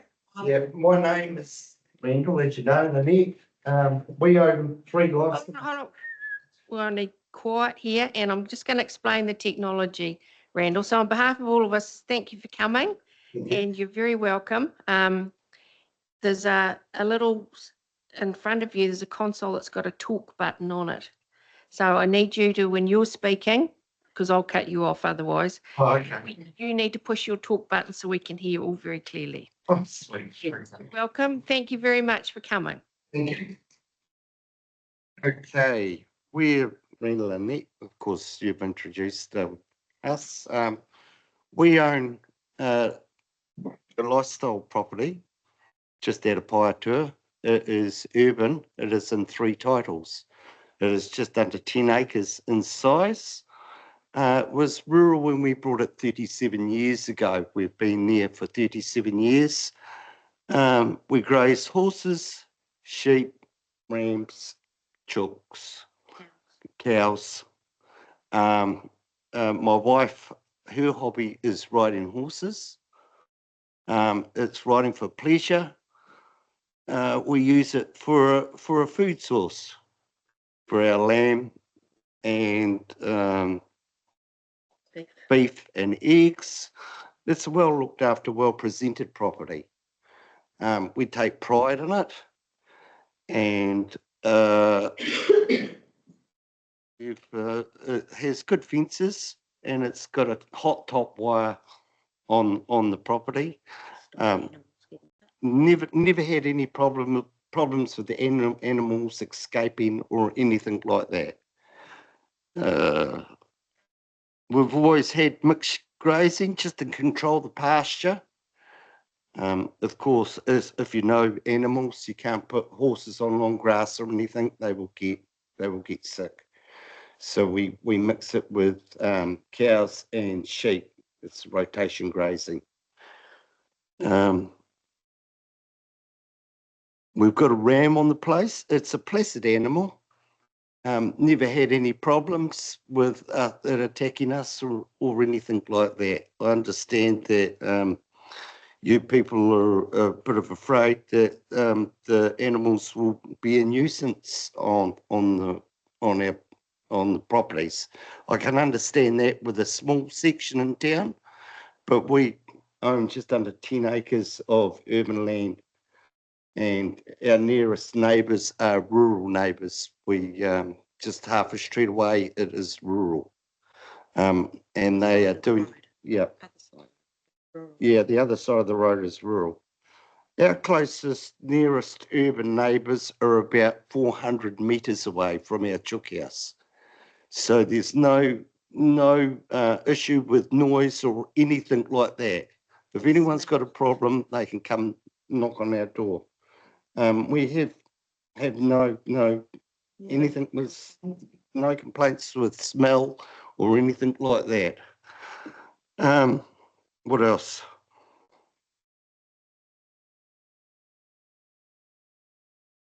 The bylaw change is going to impact on us with our finances and our mental well-being. Yeah, not having any horses. It's pointless having the property if my wife can't carry on with her hobby or anything like that. You people have looked at it for developing it, and the Pitt Street runs by Pitt Street. You were going to open that up for a road, and you were going to open up, I think it's called Prince Street, which is another paper road that boundaries us. You looked at that a little while ago. It was either that or the Hillcrest subdivision. You went with the Hillcrest subdivision because you looked at the drainage and that, and it was cost prohibitive. It was going to cost too much money to drain the place. We can understand that you need to control animals on a small section in the middle of town, but if we own over a hectare of land, why should we need a permit? Because the animals are being well cared and well looked after.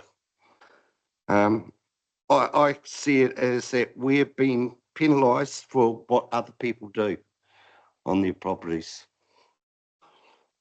Is there anything else you'd like to add to that? I just take questions, Annette, and I just don't want to have to lose our lifestyle because we've got rams. We like to breed our own meat. We know where it comes from. It's not in the supermarket or being, something pumped into it. We like to know what we're eating has come off our place. And it's well presented. And we love our lifestyle. It's lovely and quiet. We don't have close neighbours, and it's lovely. It would be heartbreaking if we had to get rid of the horses and the cows, because in the clause that you guys have put out, it says in urban only sheep allowed. So I don't understand what was it meant to be, just sheep and no rams, no chooks, roosters, no stallions. Does it target horses? Does it target cows? We don't know what it is, but in that bylaw 10.2, it says sheep only. So that's my hobby gone. What are we going to use land for if we can't develop it into housing? If we can't use it for grazing, what good is it to us? Yeah. Our rates are going up all the time. And we got no services. We're urban. We're urban. We have no. But you treat us as a rural. Yeah, we have no sewage. We have our own sewage. We don't have water.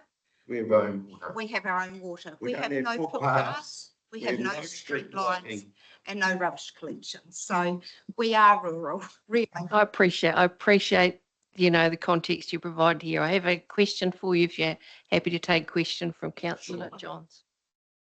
Sure. Thanks, Chair Sharon. Yeah, thanks, Randall. And tell me, what's your address in Pahiatua? Street. Chapman. Chatham. Chatham. Where's Chatham? We have 3 titles, so we have 29 Chatham Street. Whereabouts is that in relation? It's, you know where the old hospital is? Yep. Pahiatua, Oh, yep. to the left. Past the hospital, we're the first on the left. There is Ruffy Thomas's, which is also residential. He's got about 10 acres here. A bit more, but A we've bit got more. we've got 3 titles, so we've got 29 Chatham Street, 38 Riccarton Road, and Pitt Street, but it hasn't got a number on Pitt Street, so we don't have a dwelling on Pitt Street. So it's 3 titles. So it's just under 10-acre block. But yeah, between the marae and the hospital. Thanks, Chair Sharon. Perhaps if I could just ask officers to clarify, but owning that for 37 years would bring that under existing use rights again, just.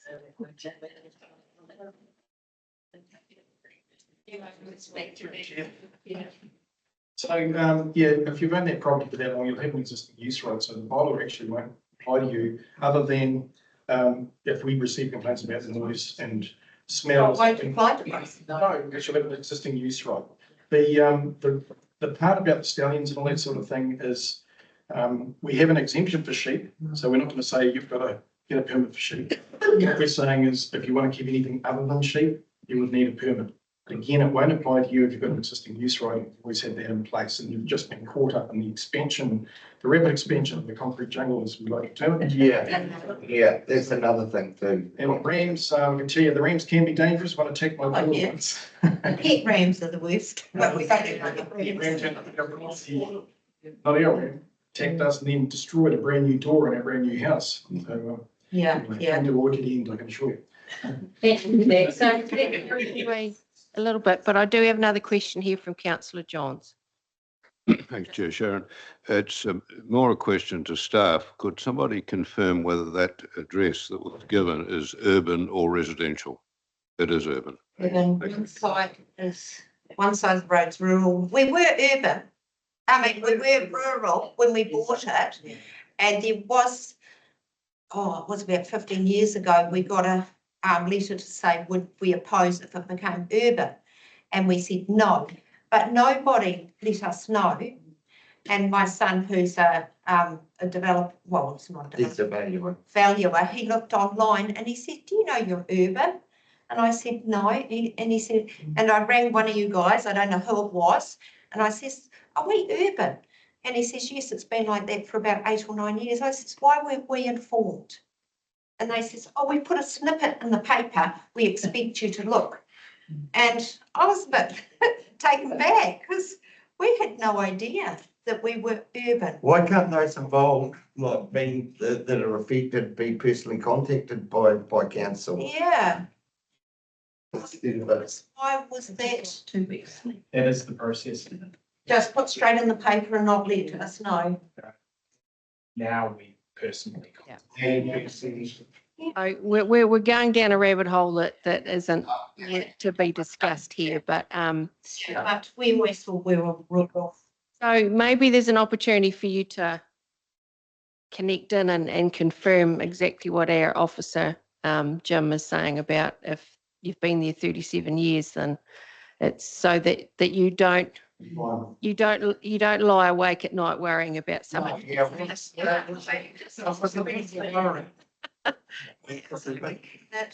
have to Yeah. give away. I didn't want to have to sell my Maybe land. it should have made a bit Clearer, yes. Well, I think the beauty of having this engagement, this overwhelming response that we've had is as a message to all of the councillors and the council staff, the value of, appropriate communication and processes. So we're very grateful that you have engaged. This gives us a huge opportunity to understand the impact that some of these compliance regulatory things that we as council are required to do and the impact that it has. So I just want to bring this to a close. Thank you so much for coming in. Thanks for putting pen to paper and being prepared to speak to us. I've always valued the ability to look people in the eye and really appreciate you coming along to do so. Thank you very much for your choices. Yeah. Thank you. Well done. I enjoyed the map. Yeah, we try to. Yeah, lovely spot. It is for. But it's a beautiful spot. Yeah. Thank you. Thank you very much. Yeah. Chair Sharon, just to confirm the school is Which way do we go out? rural. It is rural. The whole farm is rural. Yeah. Carroll College School is rural. So they're out of the farm. The farmers. Yeah, before I date with heat, can someone do something about youth temperature here, please? Sorry, please. 30 minutes from the right way. Yeah, 100 k's. Okay, team. 2. Oh, yes. I would like just to ask a question through the chair to Jim, because this would speed things up. Because of that clause that Jim said about existing and it's been there forever, that would automatically write out the AMP showgrounds and there would be no change. And a whole lot of other people. Through the chair, I'm not sure how long the AMP showgrounds have been there. The existing use rights, they don't apply to everyone, but in general, if the property is deemed rural and then the urban growth captures it, they have an opportunity to continue in the way that they use their property. You can't come along and say, well, you know, it's this now and tough. So we have to be reasonable. We've got to remember that the bylaw is there to address nuisance and safety. And, you know, we use a common sense approach. In the main, it is driven by complaints. So we're simply addressing, giving ourselves the tools to be able to address these complaints, because, you know, when people get hassled by roosters and we can't do anything about it, they start getting very aggressive. And we've had one case where someone's taken a tomahawk to an animal. So we'd rather address it in a nice way. Thank you, Jimmy. Comfortable with that, Steve? Yeah, it's just the definition of existing use rights. It's basically what I'm trying to, because it would save us a lot of heartache in this room. That's all. Actually under the RLA. So Thank you. just patient. Right. Okay, do we have Christine online as she goes? Yeah. So welcome, Christine. Lovely. On behalf of the SPCA, you've presented us with a very comprehensive submission and appreciate that you wish to speak to that. So we're in your hands. Thank you very much and welcome. Kia ora, thanks for having me. I'm excited to talk to you about our submission today, and I'm going to take it as read. And then, so what I'll do with my time is, if I have permission to share my screen, I do have a brief presentation to walk through and some of the highlights, and then leave time for questions. So if it's okay if I share my screen.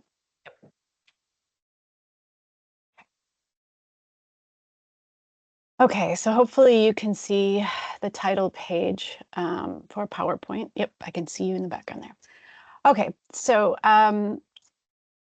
the focus of our submission is heavily on the topic of cat management, and specifically Tararua District Council looking at requiring cat owners to desex and microchip their cats by 6 months of age. And we are very much in support of these requirements. And there's a couple big reasons why. Cats are the #1 animal our organization deals with. Is the most common animal that needs our help, whether that's in communities or these are the cats and kittens that come through the doors of our local centers.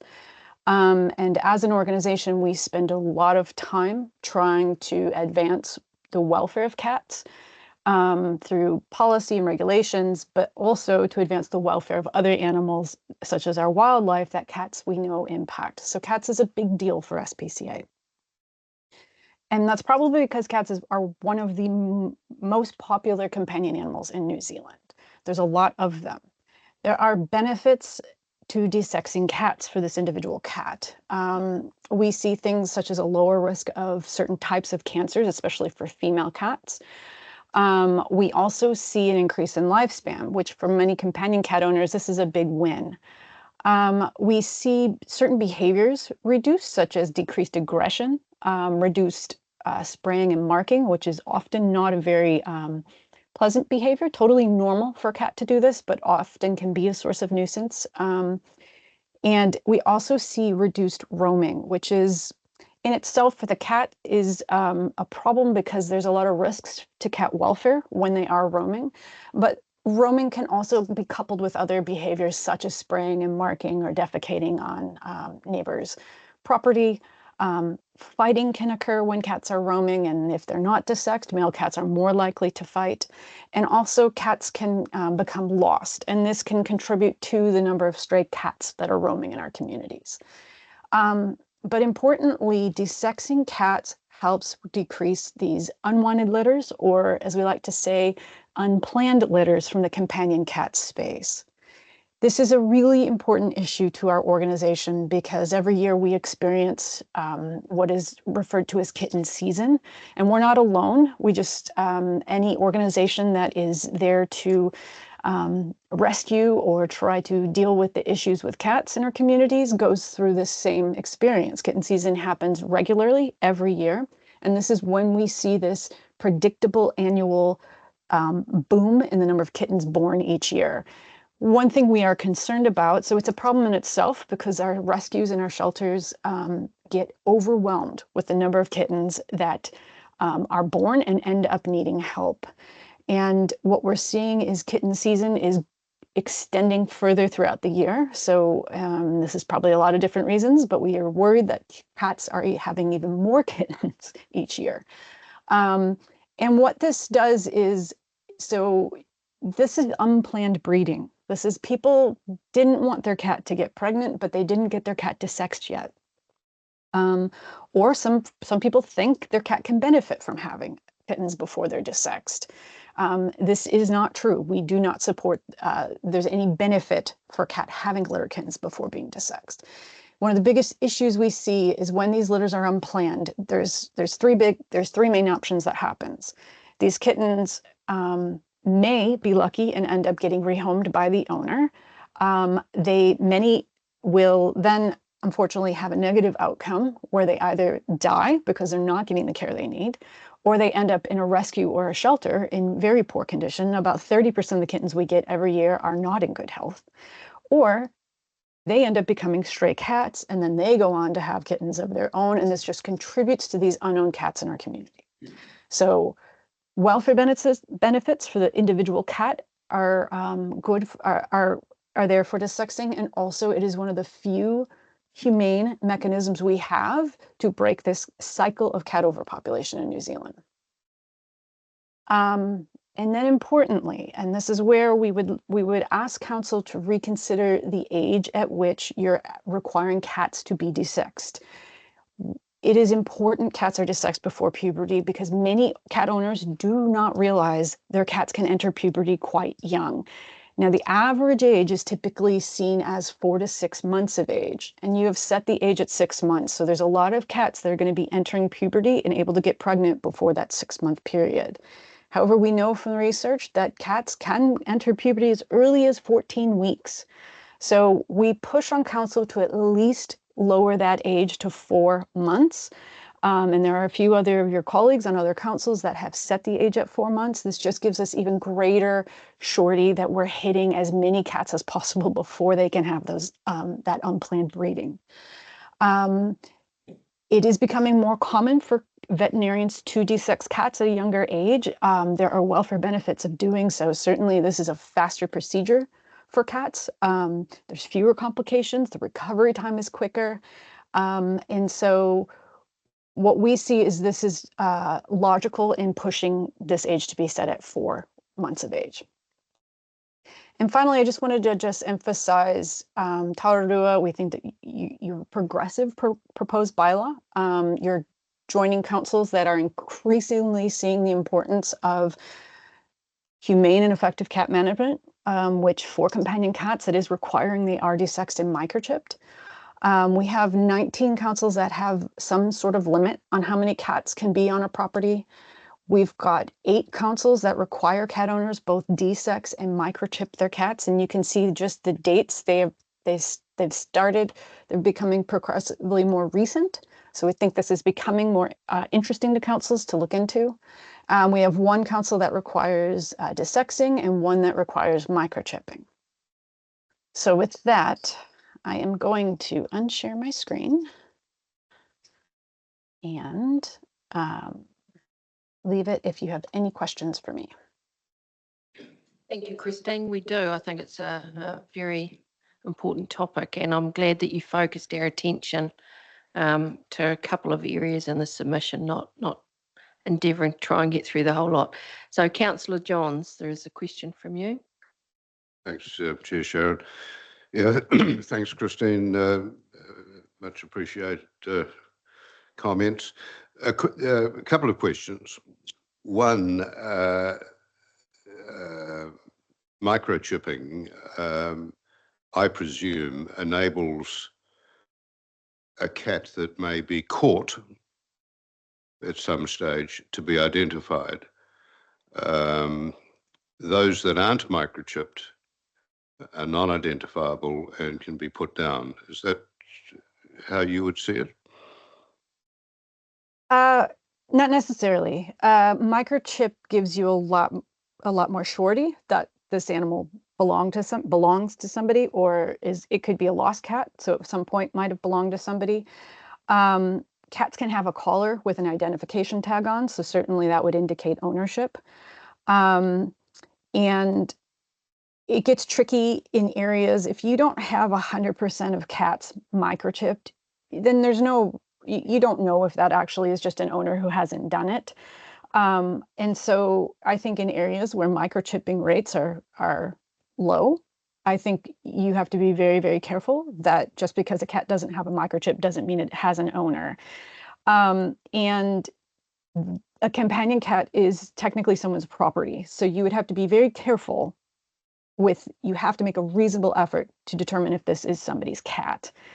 And it gets really tricky because people want to use a lot of rules of thumb. You'll hear a cat's caught in a trap and it's acting wild. We would never recommend this as a way to determine ownership or if it's a companion cat, because any cat that's stressed can act aggressive or be seen as maybe feral or stray.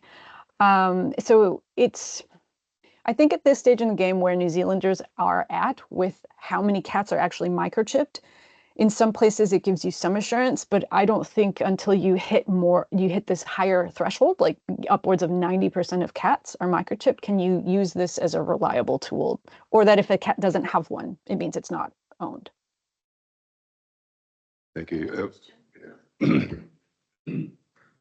Question.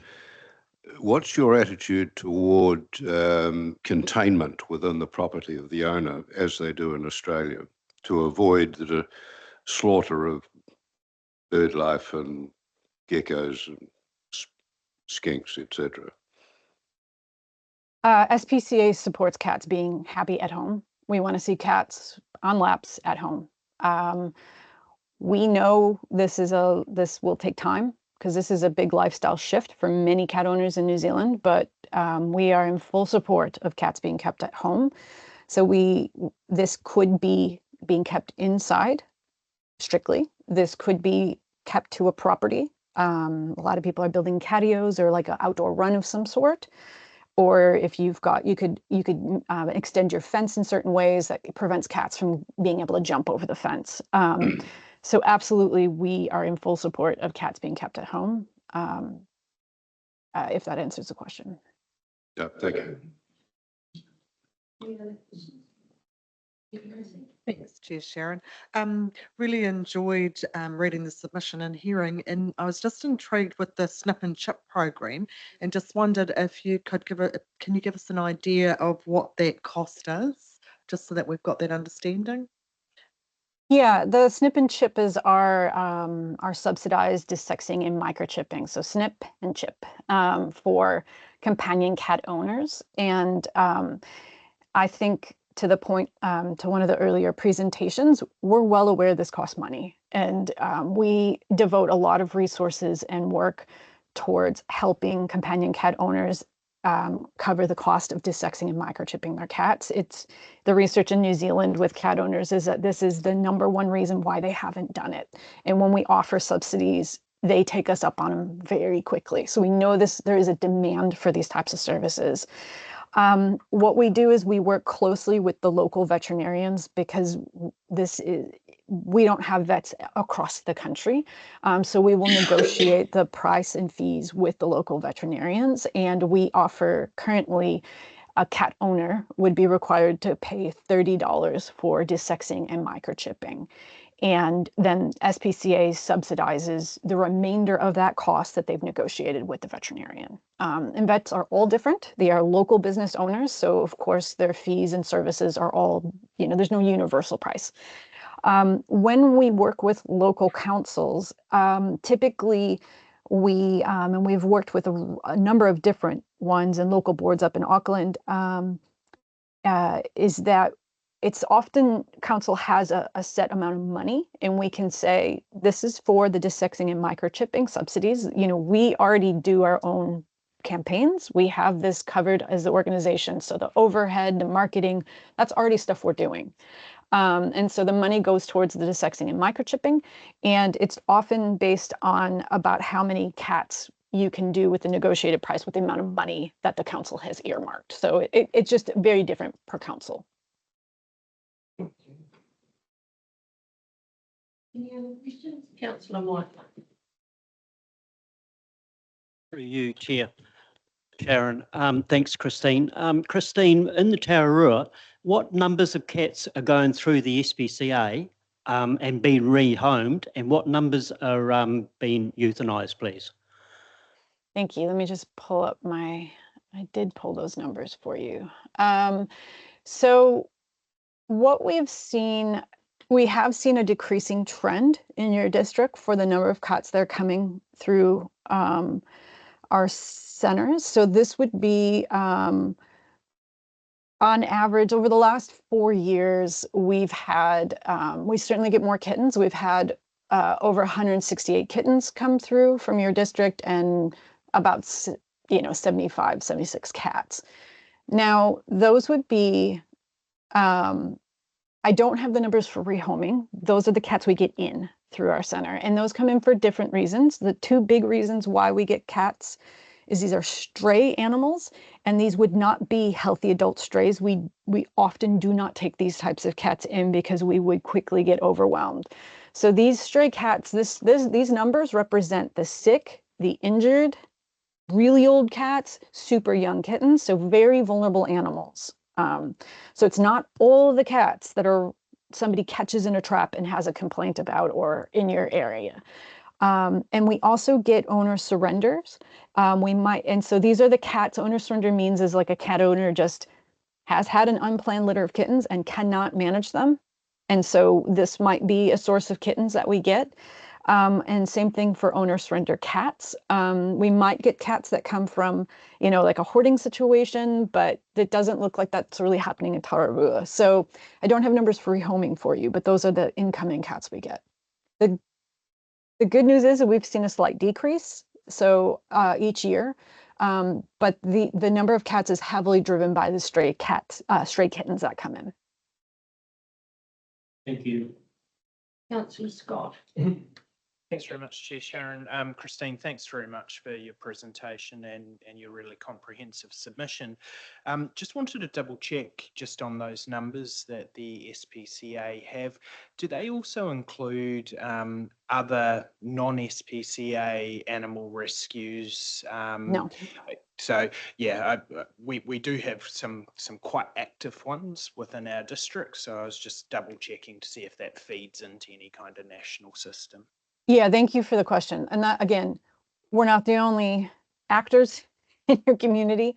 And some of those other rescues may take adult stray cats, so their numbers might be different. We really prioritize the animals that we consider very vulnerable to welfare harm. And to be clear, a healthy adult stray cat is not in the same category of vulnerability as a cat with a broken leg that is stray, or like a kitten that's not going to survive without its mom.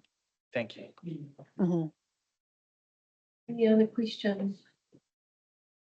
I just have a quick one, Christine, before we bring this to a close. In your submission, there is a point there about the benefit of the limit on the number of cats in a household.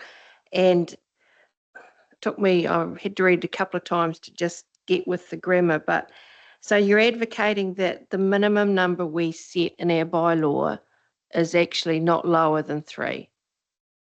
Yeah, and thank you for the feedback. I'll make sure that we revise that. so Oh, it's- it was, it might have been late at night or early in the morning. No, but fair enough. I'm just It's trying always- to, we've received a number of submissions around, the maximum number Yeah. versus the minimum number. So I just wanted to be clear Yeah.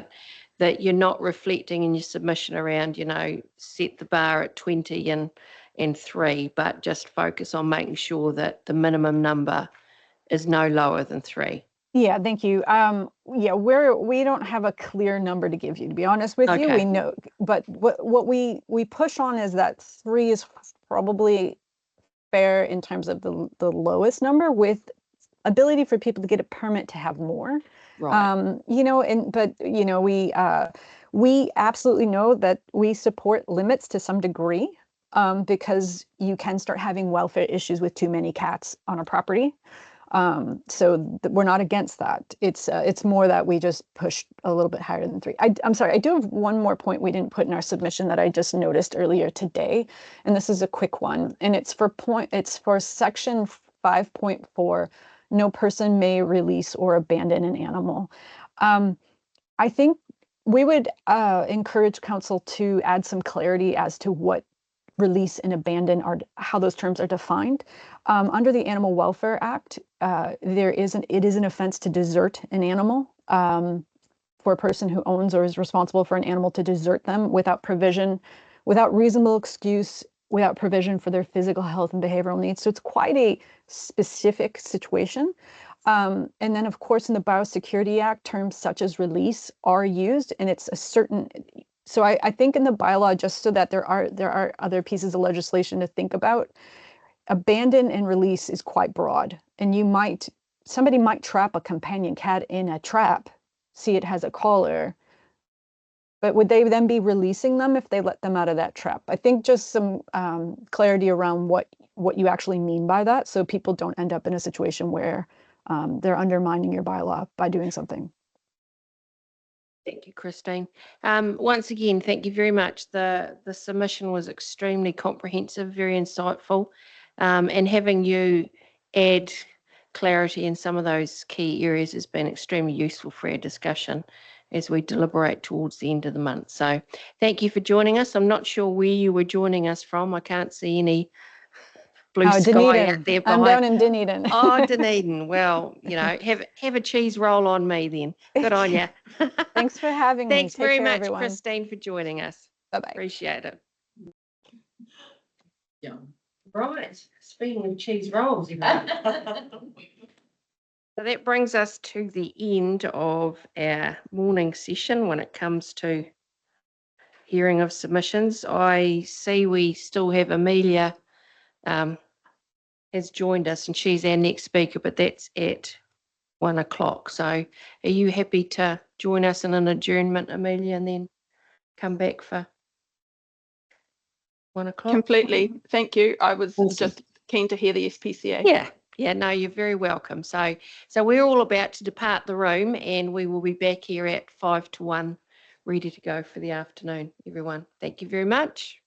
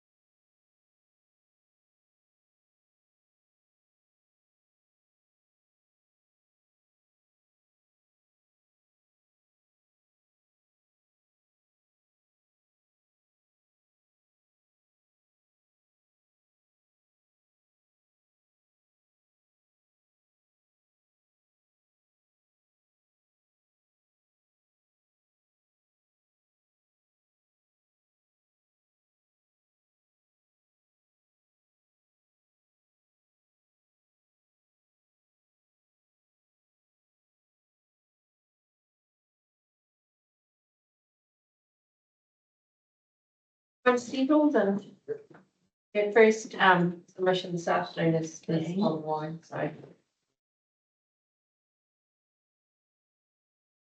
Right, so I'll welcome everyone and reconvene. Nice to see you members of the public. Well, yeah, first submission is online, so there's still a bit of time. Yeah. Okay, so Amelia, I see you're online. Speak to the submission from Forest and Bird. Welcome back. We thank you for allowing us to take some time out in the June. So bring us to back into session, everyone. And our first submission is online here with Amelia. So welcome, Amelia, to the virtual office of the Tauranga District Council. So good to see you. Where are you based? Wellington. Okay, so we're in your hands, Amelia. Thank you. Page 369, councillors.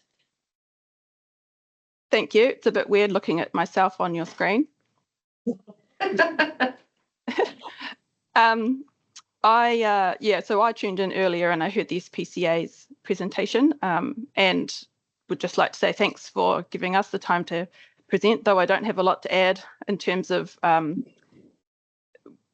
what our submission didn't differ much from that of the SPCA's. And I would like to endorse their position on all of the matters raised.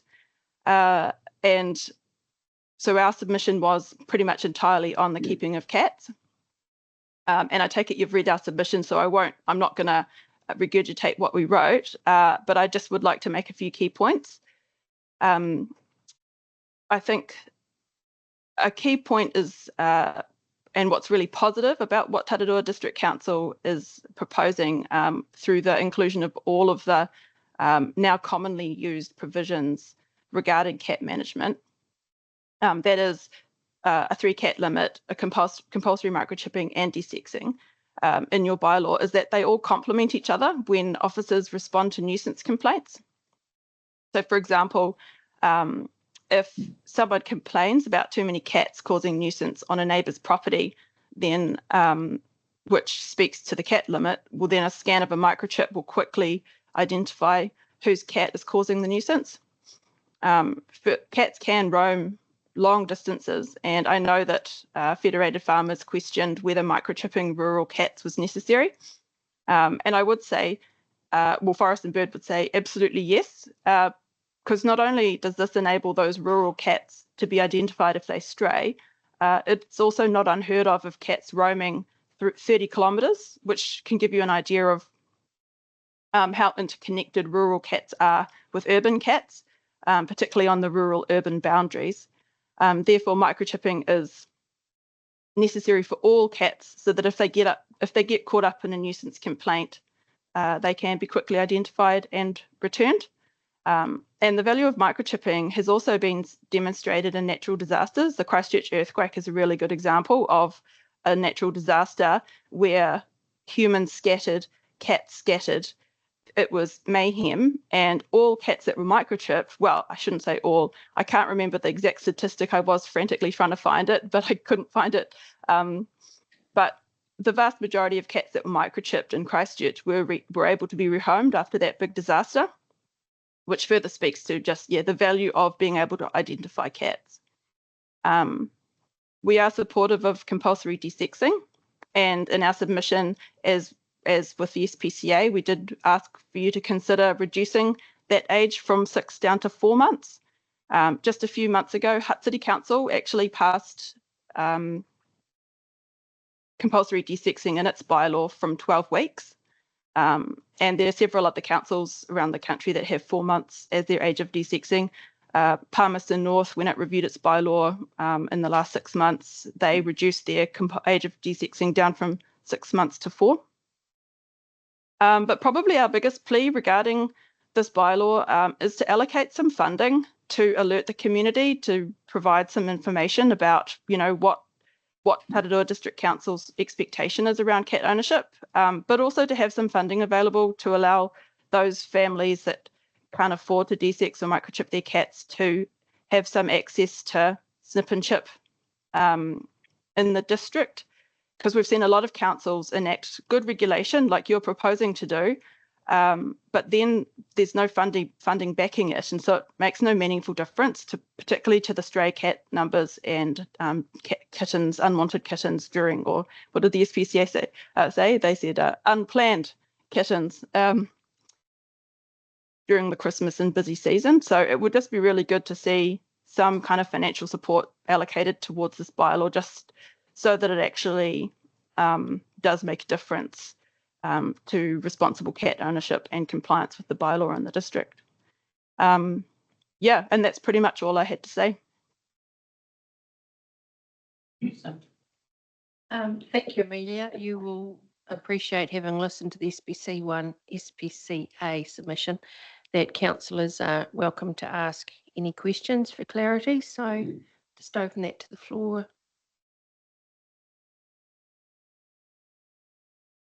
Right.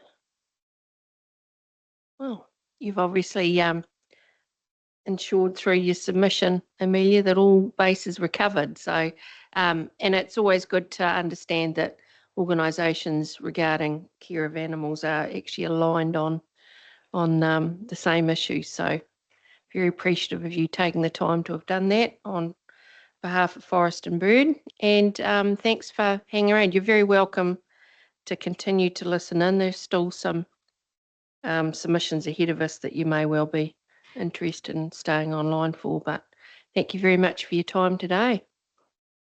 Thank you. There is just one council that does manage stray cat colonies that I would draw your attention to. If anyone's interested, I'd be happy to talk through options for councils that are interested in cat management. What's the council, Amelia? Wellington City. Oh, okay. We'll put that one away in our toolkit for deliberation. Thank you very much, Amelia. Lovely to see you. Thank you. Right, our next submitters are on Teams as well, but have they arrived? Okay. Got in the background there. Barry and BJ Cross, but we just want to, we're interested in listening. You don't want to come forward and fill the gap then? No. You want to save it for last.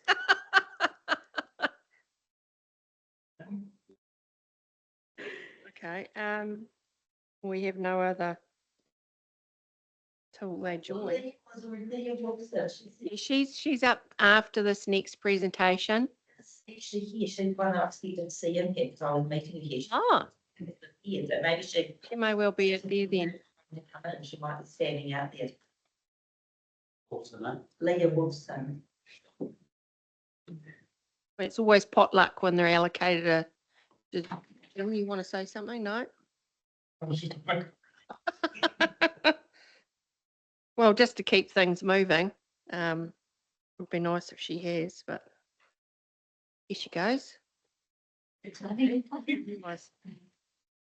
Are you in a position to join us now? We've been waiting for someone to come online, but they haven't arrived yet. So you come up here. So welcome. Thank you for coming to our committee meeting this afternoon to hear your submission, which is on page 380 for everyone to refer to.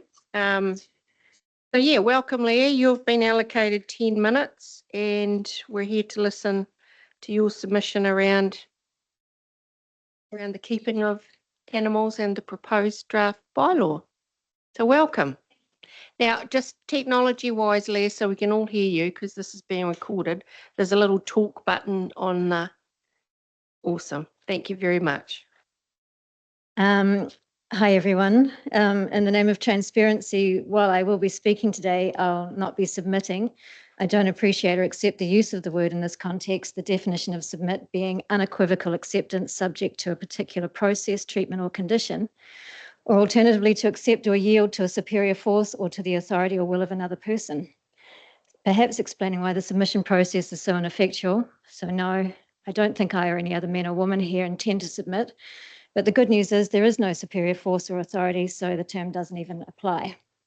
In different ways, of course, the past few years have presented a big learning curve for us all.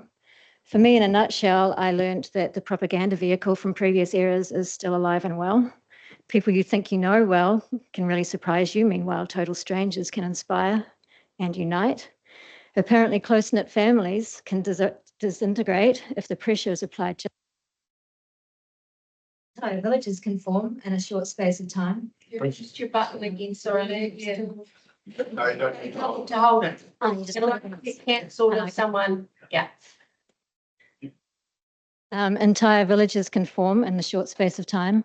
Unalienable freedoms can seemingly be eroded and very, very cunningly and swiftly as well. But please note that I say seemingly because actually they can't. I learnt that there are corporations out there willing to harm us and our loved ones for profit and inane agendas. And these corporations are backed and contracted to by our government without our permission. So the government is using our own money, energy, effort, resources against us to harm us and our children. Sounds like some sort of sadistic form of slavery, doesn't it? Or perhaps tyranny. I learnt the government itself is also a corporation doing business, as are all our government departments, including the courts, police, and our local government. Even my tribe is a corporation now, or at least became one when the signatories accepted the treaty settlement. New Zealand lost its constitution in 1986, if indeed we can ever be said to have had one. The New Zealand legal system is based on maritime law, also known as piracy. Even the land. This is an interesting one that you might want to look into. All our public servants stopped serving the public a long time ago. Their oath of office is not spoken firstly in service to us who voted them in and paid their salary, but to the Crown. That is the New Zealand Government Corporation and its legislation. The good news is all the policies and all those corporations are based on fraud, including the 1986 Constitution Act, and therefore undo each other. The age-old maxim of law that states fraud vitiates everything it touches is at work here. And here's a good one. The Reserve Bank is not a government department. That one was new to me. It doesn't control money supply and print our money. The privately owned banks do. This one here takes a little bit of getting used to and getting your head around. The government registers our name at birth, pronouncing us stillborn, altering our identity to that of a fictitious entity, a corporation, and thereby assumes ownership of us and authority to administer all our affairs. All this without our knowledge or consent. This is the key to why they've been getting away with blue murder. This is a risky time to be in government. There's a maelstrom of dissent. People are gathering around the world. They've been pushed too far, no longer willing to accept the indignity of overreach and serious harm to loved ones. So here is a learning curve for you, councillors, mayor, CEO, if you're here, I'm not sure. I'm going to go back to basics because some of you are really not aware and awake to the existence of these concepts or the implications of your own actions, enacting unlawful policies, and the personal liability that you're creating for yourselves. I hope you find it helpful. Going right back to creation, every interaction in life is basically a contract and involves an offer, an assessment, and a choice. The plant that wants sunshine goes out to meet it. The shade-loving plant turns away and says no thanks, as of right. A basic presentation of a contract might sound something like, do you want to meet for coffee? Buy my horse, teach my child soccer, build my house, build a bridge. You get the picture. Find me any activity that doesn't involve contract and it must involve ownership. I give my car petrol because it's my car, water my garden because it's my garden, feed my baby because it's my baby, sell my house because it's my house. I don't need permission. Pretty straightforward. To claim ownership over me and my estate, to be able to tell me what to do and not need my permission, I need to be either dead or presumed dead, lost at sea, therefore not able to administer my own affairs. Yet here I stand, alive and well, willing and totally able to manage my life and to contract on my own behalf, yet slightly perplexed, maybe a bit more bemused as to why total strangers to me think you should have any right to enter my property without notice of dispute from anyone else, claim the authority to alter the activities that I'm carrying out in pursuit of a happy life, providing for myself and my loved ones, and my ability to obtain the necessities of life, such as shelter and food. You also kindly offer to take some of my money for the privilege, though you don't specify how much, which I'll cover later. You do this using coercion, hiding behind policies to avoid responsibility for your own actions. So no, that makes no sense. It can't possibly be ownership. It must be contract.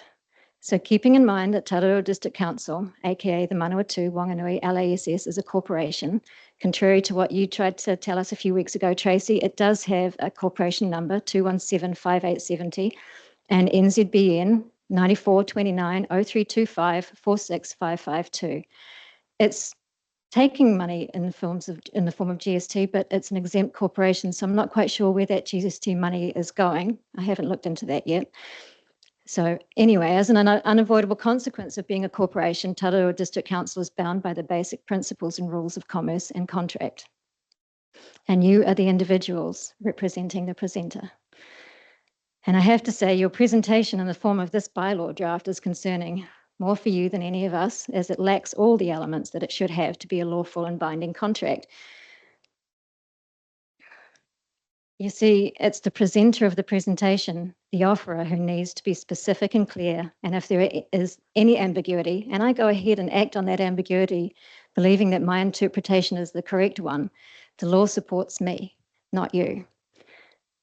So the first step in a contract is making the offer. That's you guys, like I said. And while a select few of the men and women of Tararua who actively aim to stay in touch with the activities of the council had several days' notice, the rest are still oblivious. Apparently you did your due diligence, but truly, if you had intended to inform your community, you must be crap communicators. So no truly valid offer has yet been made, but let's for now assume it has. The next requirement would be acceptance, unconditional willingness on our part to be bound by the offer. So let's have a look and see what's being offered. Let's assess. As well as your typos, your presentation in this bylaw, and in fact, all your policies lack clarity. It seems perhaps in order to save time and expense and to maintain utmost power over a situation, all council policies and bylaws give council a lot of wiggle room and no certainty to the receiver. Okay, so how much will it cost to comply, I ask? Council may A, charge a fee for receiving and processing an application and issuing an approval, and B, prescribe any charges to be paid for the use of an approval. So not just a fee to apply for the permit, but another fee to use the permit. No amount specified. No contract. And what is an animal anyway? The bylaw's definition of an animal is based on the Animal Welfare Act 1999, a definition which includes